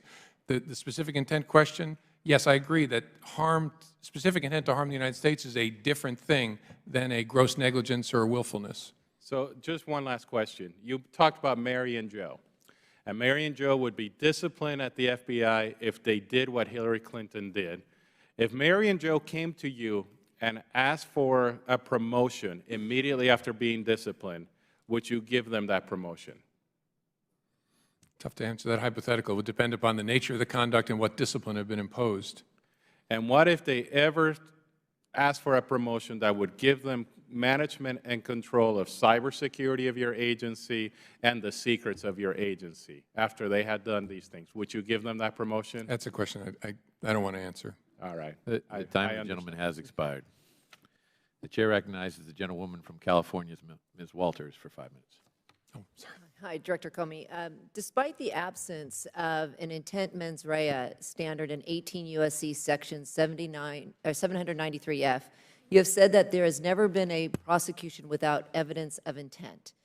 Thus, the standard has been read into the statute despite the specific language enacted. What exactly are the legal precedents that justify reading intent into the statute? Well, my understanding of 793F is governed by a couple things, three things, really. One, the legislative history from 1917, which I've read, and the one case that was prosecuted in the case. And those two things combined tell me that when Congress enacted 793F, they were very worried about the gross negligence language and actually put in legislative history. We understand it to be something very close to willfulness. Then the next 100 years of treatment of that actually tell me that the Department of Justice for a century has had that same reservation because they've only used it once. And that was in a case involving an FBI agent who was in an espionage context. So those things together inform my judgment of it. Considering the importance of protecting classified information for national security purposes, a lot of people disagree that an intent standard should be read into that statute. What specific language would you recommend we enact to ensure gross negligence is the actual standard for the statute, not intent? I don't think that's something the Bureau ought to give advice on. It's a good question as to what the standard should be. I could imagine federal employees being very concerned about how you draw the line for criminal liability, but I don't think that's something we ought to advise on the legislation. Okay. Should we enact a mens rea standard for extreme carelessness for the statute? Same answer, I think, is appropriate. Should we enact a civil fine? A civil fine for mishandling classified information? I don't know, actually, because it's already subject to discipline, which is suspension or loss of clearance or loss of job, which is a big monetary impact to the people disciplined. So I don't know whether it's necessary. Okay, I want to change subjects Okay. For my next question. As you know, the number of criminal background checks for non-criminal purposes, such as for employment decisions, continues to increase annually. I don't expect that you have this information on hand. However, would you be willing to provide the committee and my staff with the number of criminal history record checks for fingerprint-based background checks that the FBI has conducted over each of the past 5 years? And what are your thoughts regarding whether the FBI has the capacity to process the increasing number of background check requests? I'm sure we can get you that number because I'm sure we track it, so I'll make sure my staff follows up with you. I do believe we have the resources. Where we've been strained is on the background checks for firearms purchases. The other background check processes we run, my overall sense is we have enough troops to do that. We charge a fee for those, and I think we're able to generate the resources we need. Okay. Thank you. I yield back my time. Okay. Could the gentlelady yield to me? Sure. I'd be happy to yield to you. Thank you. Thank you. Director, some time ago you appeared before this committee and you told us that you had exhausted all of the capability to unlock the San Bernardino iPhone, the 5C. Did that turn out to be true? Still true. That you had exhausted all of your capability? At the FBI had, yes. So shouldn't we be concerned from a cyber standpoint that you couldn't unlock a phone, that in fact an Israeli company came forward and unlocked for you, and basically a Cambridge professor or student for $90 is shown also to be able to unlock and mirror or duplicate the memory? And this is purely a question of you apparently do not have the resources to do that which others can do. Isn't that correct? I'm sure that's true in a whole bunch of respects, but first I got to correct you. I'm not confirming. You said an Israeli company. I'm not. Well, okay. A contractor for you reported to be for $1 million unlocked the phone. So I would ask you to confirm the phone got unlocked, right? Yes, it did. Okay. So the technology could be created outside of ordering a company to essentially re-engineer their software for you, correct? Yeah, in this particular case, yes. Okay, and so you lack that capability. How can this committee know that you're in the process of developing that sort of technology, the equivalent of the Cambridge $90 technology? How can the committee know? Yeah. I mean, in other words, where are the assurances that you're going to get robust enough? We have an encryption working group that was formed between multiple committees to no small extent because of your action of going to a magistrate and getting an order because you lack that capability, and we're trying a new technique of ordering a company to go invent for you. The question is, how do we know that won't happen again, that you will go to the court, ask for something when, in fact, the technology exists or could exist to do it in some other way, a technology that you should have at your disposal, or at least some Federal agency should, like the NSA? Well, first of all, it could well happen again, which is why I think it's great that people are talking about what we might do about this problem. It's an interesting question as to whether we ought to invest in us having the ability to hack into people's devices. Whether that's the best solution doesn't strike me as the best solution, but we are, and I've asked for more money in the 17 budget, trying to invest in building those capabilities so when we really need to be able to get into the device, we can. It's not scalable, and I'm not sure it would be thrilling to companies like Apple to know we're investing money to try and figure out how to hack into their stuff. Well, isn't it, and I'll be brief, isn't it true that we have clandestine organizations who have the mandate to do just that, to look around the world and to be able to find information that people don't know you can find, keep it secret, get it out there? And my question to you is, shouldn't we, instead of giving you the money, simply continue to leverage other agencies who already have that mandate and then ask you to ask them to be your conduit for that when you have an appropriate need? And that's a reasonable question. It may be part of the solution. Real challenges in using those kinds of techniques in the bulk of our work because it becomes public and exposed. But that has to be an important part of the conversation. Thank you. Yield back. The Chair recognizes the gentleman from Arizona, Mr. Franks, for 5 minutes. Thank you, Mr. Chairman, and thank you for being here, Director Comey.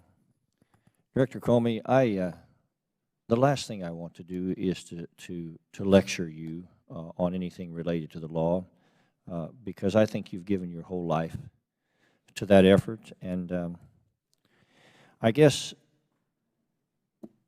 in the face of so many things already having been said here and asked, that all I can do is to try to sort of associate this in a reference of why there is a rule of law. You know, we had that little unpleasantness in the late 1770s with England over this rule of law, because we realized there's really only two main ways to govern, and that is by the rule of men or the rule of law. And sometimes it's important for all of us just to kind of reconnect what this whole enterprise of America is all about. And I, again, don't seek to lecture you in that regard. And I know, and you have to forgive me for being a Republican partisan here, because I am very biased in this case. But I know that when you interviewed Mrs. Clinton, you were up against someone that really should have an earned doctorate of duplicity and deception hanging on her wall. I don't know that you probably could have interviewed a more gifted prevaricator. So I know you were up against the best. But having said that, when I read the law here that I know so many have already referenced, I think maybe that's the best way for me to do that. 18 U.S.C.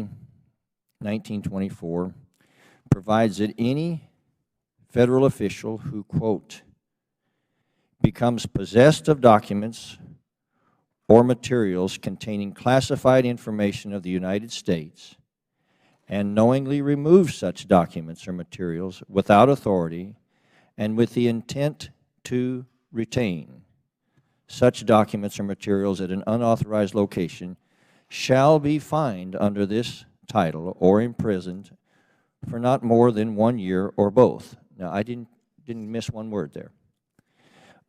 It does not require, that section does not require an intent to profit. It doesn't require harm to the United States or otherwise to act in any manner disloyal to the United States. It only requires intent to retain classified documents at an unauthorized location. And I believe, sir, in all sincerity to you, person to person, I believe that some of your comments reflected that that's what occurred. And over the last several months, I believe that's the case. And so I have to, it's my job to ask you again, why the simple clarity of that law was not applied in this case, because the implications here are so profound for your children and mine, for this country. They are so profound. And again, I don't envy your job, but I want to give you the remainder of the time to help me understand why a law like this, that any law school graduate, if we can't apply this one in this case, how in God's name can we apply it in any case in the world? Why is it even written? So I'm going to stop there and ask your forbearance and just go for it. Sure. No, it's a reasonable question. That is the 18 U.S.C. 1924 is the misdemeanor mishandling statute. That is the basis on which most people have been prosecuted for mishandling classified information have been prosecuted. It is not a strict liability statute. I was one of the people when I was in the private sector who argued against strict liability criminal statutes. It requires, in the view of the Department of Justice and over long practice, proof of some criminal intent, not specific intent to harm the United States, but a general awareness that you're doing something that's unlawful. So you have to prove criminal intent. So there's two problems in this case. One is developing the evidence to prove beyond a reasonable doubt that Secretary Clinton acted with that criminal intent. And second, even if you could do that, which you can't, looking at the history of other cases, what would be the right thing to do here? Has anybody ever been prosecuted on anything near these facts? And again, I keep telling the folks at home, when people tell you lots of people have been prosecuted for this, please demand the details of those cases, because I've been through them all. So that combination of what the statute requires and the history of prosecutions told me, and again, people can take a different view, and it's reasonable to disagree, that no reasonable prosecutor would bring that case. That, in a nutshell, is what it is.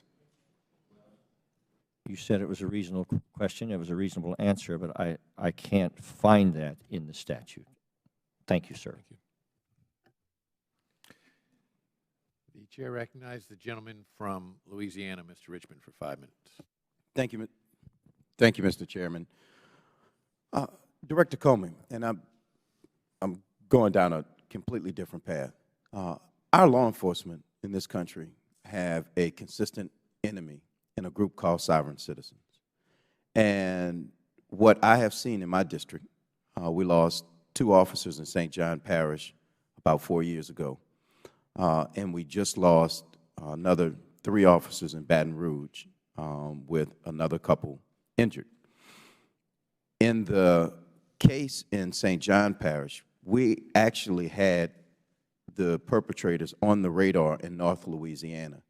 And at some point, they moved to South Louisiana in my district, and we lost contact. So when St. John Parish deputies went to their trailer park, they had no idea what they were walking into, and they walked into an ambush with AR-15s and AK-47s, and the unimaginable happened. So through NKIC and other things, are you all focused on making sure, and I think there are about 100,000 of them, but are you all focused on making sure that our law enforcement has the best information when dealing with whether it's sovereign citizen or terrorist cells or other bad actors, that that information gets to the locals so they're not surprised and ambushed? Well, we sure are, and I don't know the circumstances of that case, but I will find out the circumstances. In 2 respects, we want, obviously, people to know when someone's wanted, but more than that, we have a known or suspected terrorist file that should have information in that about people we are worried about, so that if an officer is making a stop or going up to execute a search warrant and they run that address of that person, they'll get a hit on what we call the KST file. So that's our objective, and if there are ways to make it better, we want to. Now let's switch lanes a little bit, because this is one of, I think, an issue when we start talking about criminal justice reform and we start talking about the FBI. In my community, in communities of color, and with elected officials, there seems to be two standards, one for low-level elected officials and then one for other people. So I guess the facts I will give you in some of our cases, and you tell me if it sounds inconsistent with your knowledge of the law and your protocol, but nonprofit organizations where elected officials have either been on boards or had some affiliation with, when those funds are used in a manner that benefits them personally, they have been prosecuted. And I mean for amounts that range from anywhere from $2,000 upwards to $100,000. Your interpretation of the law that if a nonprofit funds are used to benefit a person and not the organization, that is a theft of funds, because I believe that those are a lot of the charges that I have seen in my community. Would you agree with that? Sure, it could be, and I know from personal experience, having done these cases, that's at the center of a case involving a corrupt official. Now, let's take elected official out and just take any foundation director or board director or executive director who would use the funds of a nonprofit to pay personal debts or bills or just takes money. You would agree that that would constitute a violation of the law, criminal statute? Potentially. On the Federal side, potentially of wire fraud, mail fraud, or a tax charge, potentially. The other thing that I would say is that in our community, we feel that it's selective prosecution, that if you're rich, you have another standard, that if you're an African American, you have another standard. And there are a number of cases that I will give you offline, but it appears that, and my concern is the authority of your agents to decide that a person is bad and then take them through holy hell to try to get to the ultimate conclusion that the agent made, and they don't let the facts get in their way. And at the end of the day, you have business people who spend hundreds of thousands of dollars to protect their reputation and to fight a charge that they ultimately win, but now they are broke, they're defeated, because when it comes out, it says the United States of America versus you. So I would just ask you to create a mindset within the department that they understand the consequences of leaks to the press, charges, and what happens if, when those charges are really not substantiated, you still break a person. And I think that you all have a responsibility to be very careful with the awesome power that you all are given. And with that, Mr. Chairman, I think back. I would yield back. Chair, thanks, gentlemen. The Director is welcome to respond. I very much agree with what you said, Congressman, at the end of that. The power to investigate is the power to ruin. Obviously, charging people can also be ruinous, so it's one we have to be extraordinarily prudent in exercising, fair, open-minded, and careful. So I very much agree with that. Chair recognizes the gentleman from Michigan, Mr. Trott, for 5 minutes. Thank you, Mr. Chairman, and thank you, Director, for being here, and thank you for your service to our country.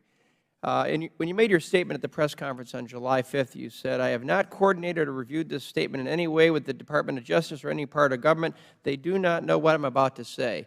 I have no reason to question your integrity, but is there any chance that someone working in your office or as part of this investigation knew what you were going to decide and recommend, and maybe told one of the Attorney General's staff what was about to happen on July 5th? Look, anything's possible. I think I'd be willing to bet my life that didn't happen, just because I know my folks. So here's why I ask. The facts give me pause. Investigation started in July of 15. Many of us in Congress, including myself, suggested that the Attorney General should recuse herself because of her friendship with the Clintons and because of her desire to continue on as Attorney General in the Clinton administration. Then she had the fortuitous meeting on the airplane with former President Clinton on June 30th.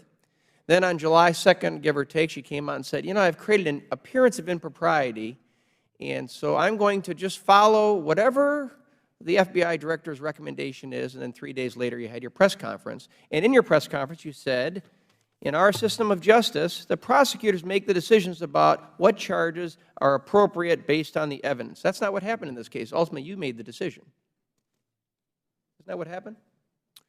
Well, look, I made public my recommendation. The decision to decline the case was made at the Justice Department. But before you had that press conference, you knew, based on the Attorney General's public comments, that she was going to follow whatever you recommended. So ultimately, you made the decision in this case as to whether or not charges should be filed against Secretary Clinton. Isn't that the reality of what happened? I think that's a fair characterization. The only thing I'd add to that is I think she said, I don't remember exactly, that she would defer to the FBI and the career prosecutors at the Department of Justice. But look, I knew that once I made public the FBI's view that this wasn't a prosecutable case, that there was virtually zero chance that the Department of Justice was going to go in a different direction. But part of my decision was based on my prediction that there was no way the Department of Justice would prosecute on these facts in any event. So I think your characterization is fair, but I just wanted to add that color to it. But you can see how some of us would look at the dates and the facts leading up to your press conference and think, okay, for a year we've been suggesting she's not the appropriate person to make the ultimate decision as to whether charges should be filed. She won't recuse herself, and then 3 days before you come out with your recommendation, which she's already said she's going to follow, she basically decides to recuse herself. Those facts give me pause. Yeah, I get why folks would ask about that, but I actually think there are two dates that matter. I think, but what generated that was the controversy around her meeting with President Clinton, not the interview with Secretary Clinton. That's a whole other discussion. So let's talk about Cheryl Mills. So you've said earlier today that it really wasn't up to you to weigh in on whether there's a conflict for Ms. Mills to act as Secretary Clinton's lawyer in the interview. But again, you're kind of taking your attorney hat on and off whenever it's convenient. You decided that at the beginning of that interview it wasn't appropriate for you to weigh in as a lawyer suggesting there was a conflict, but then again, your recommendation is ultimately, as a lawyer, what's being done in this case. You see a little bit of inconsistency there or no? No, I see the point about the look, I would rather not have an attorney hat on at any time. I put it on because I thought that was what was necessary at the conclusion of this investigation. But I stand by that. The agents of the FBI, it's not to them to try and kick out someone's lawyer. What would have happened if you had said, Ms. Mills, because of the history here, you can't be in this interview? I don't know. I don't know. Could you have said that to her? I guess you could. It would be well outside our normal role. So a number of times today you've said there really is no double standard. And so now I'm just asking you as a citizen and not even in your capacity as Director of FBI, can you sort of see why a lot of Americans are bothered by a perceived double standard? Because if any of the gentlemen sitting behind you this morning, who were with the Department, had done some of the things Ms. Clinton did and told some of the lies that she told, you said in your statement that this is not to suggest under similar circumstances there wouldn't be consequences. In fact, they'd be subjected to administrative sanctions. And now we have an election going on where she's seeking a pretty big promotion. So maybe your point is she wouldn't be charged under similar facts, but can you sort of see why so many people are bothered by the facts in this case, given that really nothing happened to her and now she's running for President of the United States? I mean, can you see the optics on that are troubling? Oh, I totally get that. That's one of the reasons I'm trying to answer as many questions as I can, because I get that question. But again, folks need to realize, in the FBI, if you did this, you'd be in huge trouble. I'm certain of that. You'd be disciplined in some serious way. You might be fired. I'm also certain you would not be prosecuted criminally on these facts. And you've said that, and I appreciate that. Let me just ask one quick question because I'm out of time. But Mr. Bishop started to talk about this, and his district is affected as well in Michigan. But my district in southeast Michigan has the third largest settlement of Syrian refugees of any city in the country behind San Diego and Chicago. That's Troy, Michigan. And you said last fall in front of a Homeland Security Committee hearing that you really didn't have the data to properly vet the Syrian refugees that are trying to come in. And you said that again this morning. But last weekend I'm at a grocery store and a Starbucks, and two different constituents walked up to me and said, "Can't you stop the President's resettlement of Syrian refugees in Detroit, Michigan? We're all afraid." And they're based on largely your comment that we don't have the database to really vet these folks.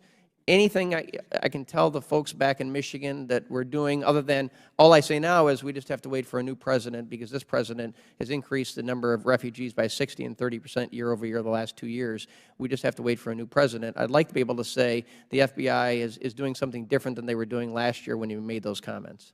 Well, as I said earlier, they can know that we are, if there is a whiff about this person, somewhere in the U.S. government's vast holdings, we will find it. And the second thing they can know is if we get a whiff about somebody once they're in, we're going to cover that in a pretty tight way. What I can't promise people is that if I can't query what's not in our holdings. That's the only reservation I offer to people. Thank you, sir. I yield back. Well, Director Comey, during questioning earlier, there was a dispute that arose over the contents of one or more of the immunity letters that were issued, particularly with regard to the issue of whether or not it contained immunity for destroying documents, emails. The individual who was questioning you about that was former Chairman Issa of the Oversight and Government Reform Committee, and I want him to be able to clarify, because we have contacted the Department of Justice and asked them to read the immunity letters to us. So the gentleman is recognized briefly. Thank you, Mr. Chairman. I'll try to be very brief. Under the immunity agreement with one or more individuals, we'll use Cheryl Mills as clearly one of the individuals. She negotiated a very, very good deal from what we can discover. She did not just receive immunity related to the production of the drive, the computer, and the contents, but in fact received immunity under 793, 18 U.S.C. 793 E and F, 1924 U.S.C. 1920, 18 U.S.C. 1924, and the so-called David Petraeus portion, 18 U.S.C. 2071. And I'll focus on 2071. Her immunity is against any and all taking, destruction, or even obstruction, the way we read it, of documents classified or unclassified. Now, the only question I have for you is, and I know you're going to put this to justice, and we may have to ask them separately, for the purposes of what you needed as an investigator, because you were the person that wanted access to the computer, is that deal make any sense to, in return for things which she could have objected to as an attorney and held back, but which had no known proffer of leading to some criminal indictment of somebody else, she received complete immunity, as we read it, from obstruction or destruction of documents classified and unclassified, and that's based on a re-review of the immunity agreement. Yeah, I think this is you're right. This is a question best addressed to Justice, but I think you're misunderstanding it. As I understand it, this was a promise in writing from the Department of Justice. If you give us the laptops, we will not use anything on the laptops directly against you in a prosecution for that list of offenses. It's not immunity for those offenses if there's some other evidence. Now, that said, I'm not exactly sure why her lawyer asked for it, because by that point in the investigation, we didn't have a case on her to begin with. Well, I understand that, but based on the Reddit discovery and others, they asked me to do it, and you said so yourself, it was probably Cheryl Mill, they. You have an immune witness who has to tell you who they were. If they were told me to delete, and that's Cheryl Mills, then in fact you have evidence from an immune witness of a crime perpetrated by Cheryl Mills, the ordering of the destruction of any document classified or unclassified, which clearly she seems to have done. But she wouldn't be protected from that. If we developed evidence that she had obstructed justice in some fashion, all she's protected from is we can't use as evidence something that's on the laptop she gave us. We can still prosecute her. Right. So the information put into the record today, which included these Reddit discoveries, show that there is a they who asked to have the destruction of information under 18 U.S.C. 2071. If she doesn't have immunity for that order, she could, and by definition should be charged, because ordering somebody else to destroy something as an attorney well after there were subpoenas in place that were very specific, that's clearly a willful act, isn't it? Mr. Chairman, would you yield? Of course. Your line of questioning, first let me show my cards. I believe that Cheryl Mills has an impeccable character, as my line of questioning suggested that Director Comey and his staff have impeccable character. But my good friend, there's immunity given. I don't think this applies to Ms. Mills, and I looked at the sections that you're speaking of. If you take local criminal and state actions given to the worst of characters for a variety of reasons, that was not the reason given to Ms. Mills. I am assured that it is a lawyer that was trying to be the most effective counsel to Ms. Mills as possible. Well, reclaiming my time, the gentlelady's point may be true. I'm only speaking to the Director based on things were done that should not have been done. We now have evidence in front of this committee, in the record, of people destroying records of activities as late as a few days ago. So the fact that there still should be an open question, first of all, is could she be prosecuted? And if, in fact, they have told me to destroy this, under the exact same statute that included David Petraeus's, who was no longer on active duty, 18 U.S.C. 2071, there's at least a case to be made. Now, the problem we have is the lawyer negotiated a set of terms which hopefully doesn't mean that she gets a free pass, even if she willfully ordered the destruction of documents, which it does appear she did. And look, my job is not to be judge, jury, or hangman. My job is to look at what's been presented to us, ask the highest law enforcement officer in the land to, in fact, look into it, because it does appear as though it is there. A brief yield, my good friend. Of course. Certainly, we have an oversight responsibility of the Director. I think he's been very forthright. But none of the actions of destruction can be attributed. I don't think we have anything in evidence to suggest that Ms. Mills contributed to the dictating or directing. Well, the gentlelady may not have been. Destruction. The gentlelady may not have been here. We can't speculate here. The gentlelady may not have been here at the time, but the Director himself, when asked who would they would have been in that order to destroy, at least said it probably was or likely could have been Cheryl Mills. We're not saying it is. What we're saying is you have an immune witness. The gentleman will suspend. Of course. The purpose of this was to set the record straight as to what the content of the document was. That has been accomplished, and the debate will continue on, but it will continue on outside of this hearing room. And I would only ask speculate. And I would only ask that the Director be able to review those documents at Justice and follow up with the committee. Would be very helpful to all of us. I thank the Chairman. The Director has answered in the affirmative that he will do that. Yes, we'll follow up. First of all, I want to thank Director Comey. We didn't make 4 hours and 40 minutes, but we did almost make 4 hours, and I know you have been generous with your time. However, I will also say that I think a lot of the questions here indicate a great deal of concern about the manner in which this investigation was conducted, how the conclusions were drawn, and the close proximity to that, and the meeting of the Attorney General with former President Clinton on a tarmac. At the same time, she then said, well, I'm going to recuse myself, and then shortly after that, you took over and announced your conclusions in this case, which are hotly disputed, as you can tell. The committee and the Oversight and Government Reform Committee have referred to the United States Attorney for the Eastern District of, for the District of Columbia, a referral based upon her testimony before the Select Committee on Benghazi, suggesting that your statement at your press conference and your testimony before the Oversight and Government Reform Committee very clearly contradicted a number of statements she made under oath before that committee. And I want to stress to you how important I think it is that we made that referral for the purpose of making sure that no one is above the law. And in many cases regarding investigations, it is not just the underlying actions that are important, but they are the efforts of people to cover those up through perjury, through obstruction of justice, through destruction of documents. And so I would ask that this matter be taken very, very seriously as you pursue whatever actions the Department chooses to take, making sure that no one is above the law. Thank you, sir. With that, it concludes today's hearing, and I thank our distinguished witnesses for attending. Without objection, all members will have 5 legislative days to submit additional written questions for the witness or additional materials for the record, and the hearing is adjourned.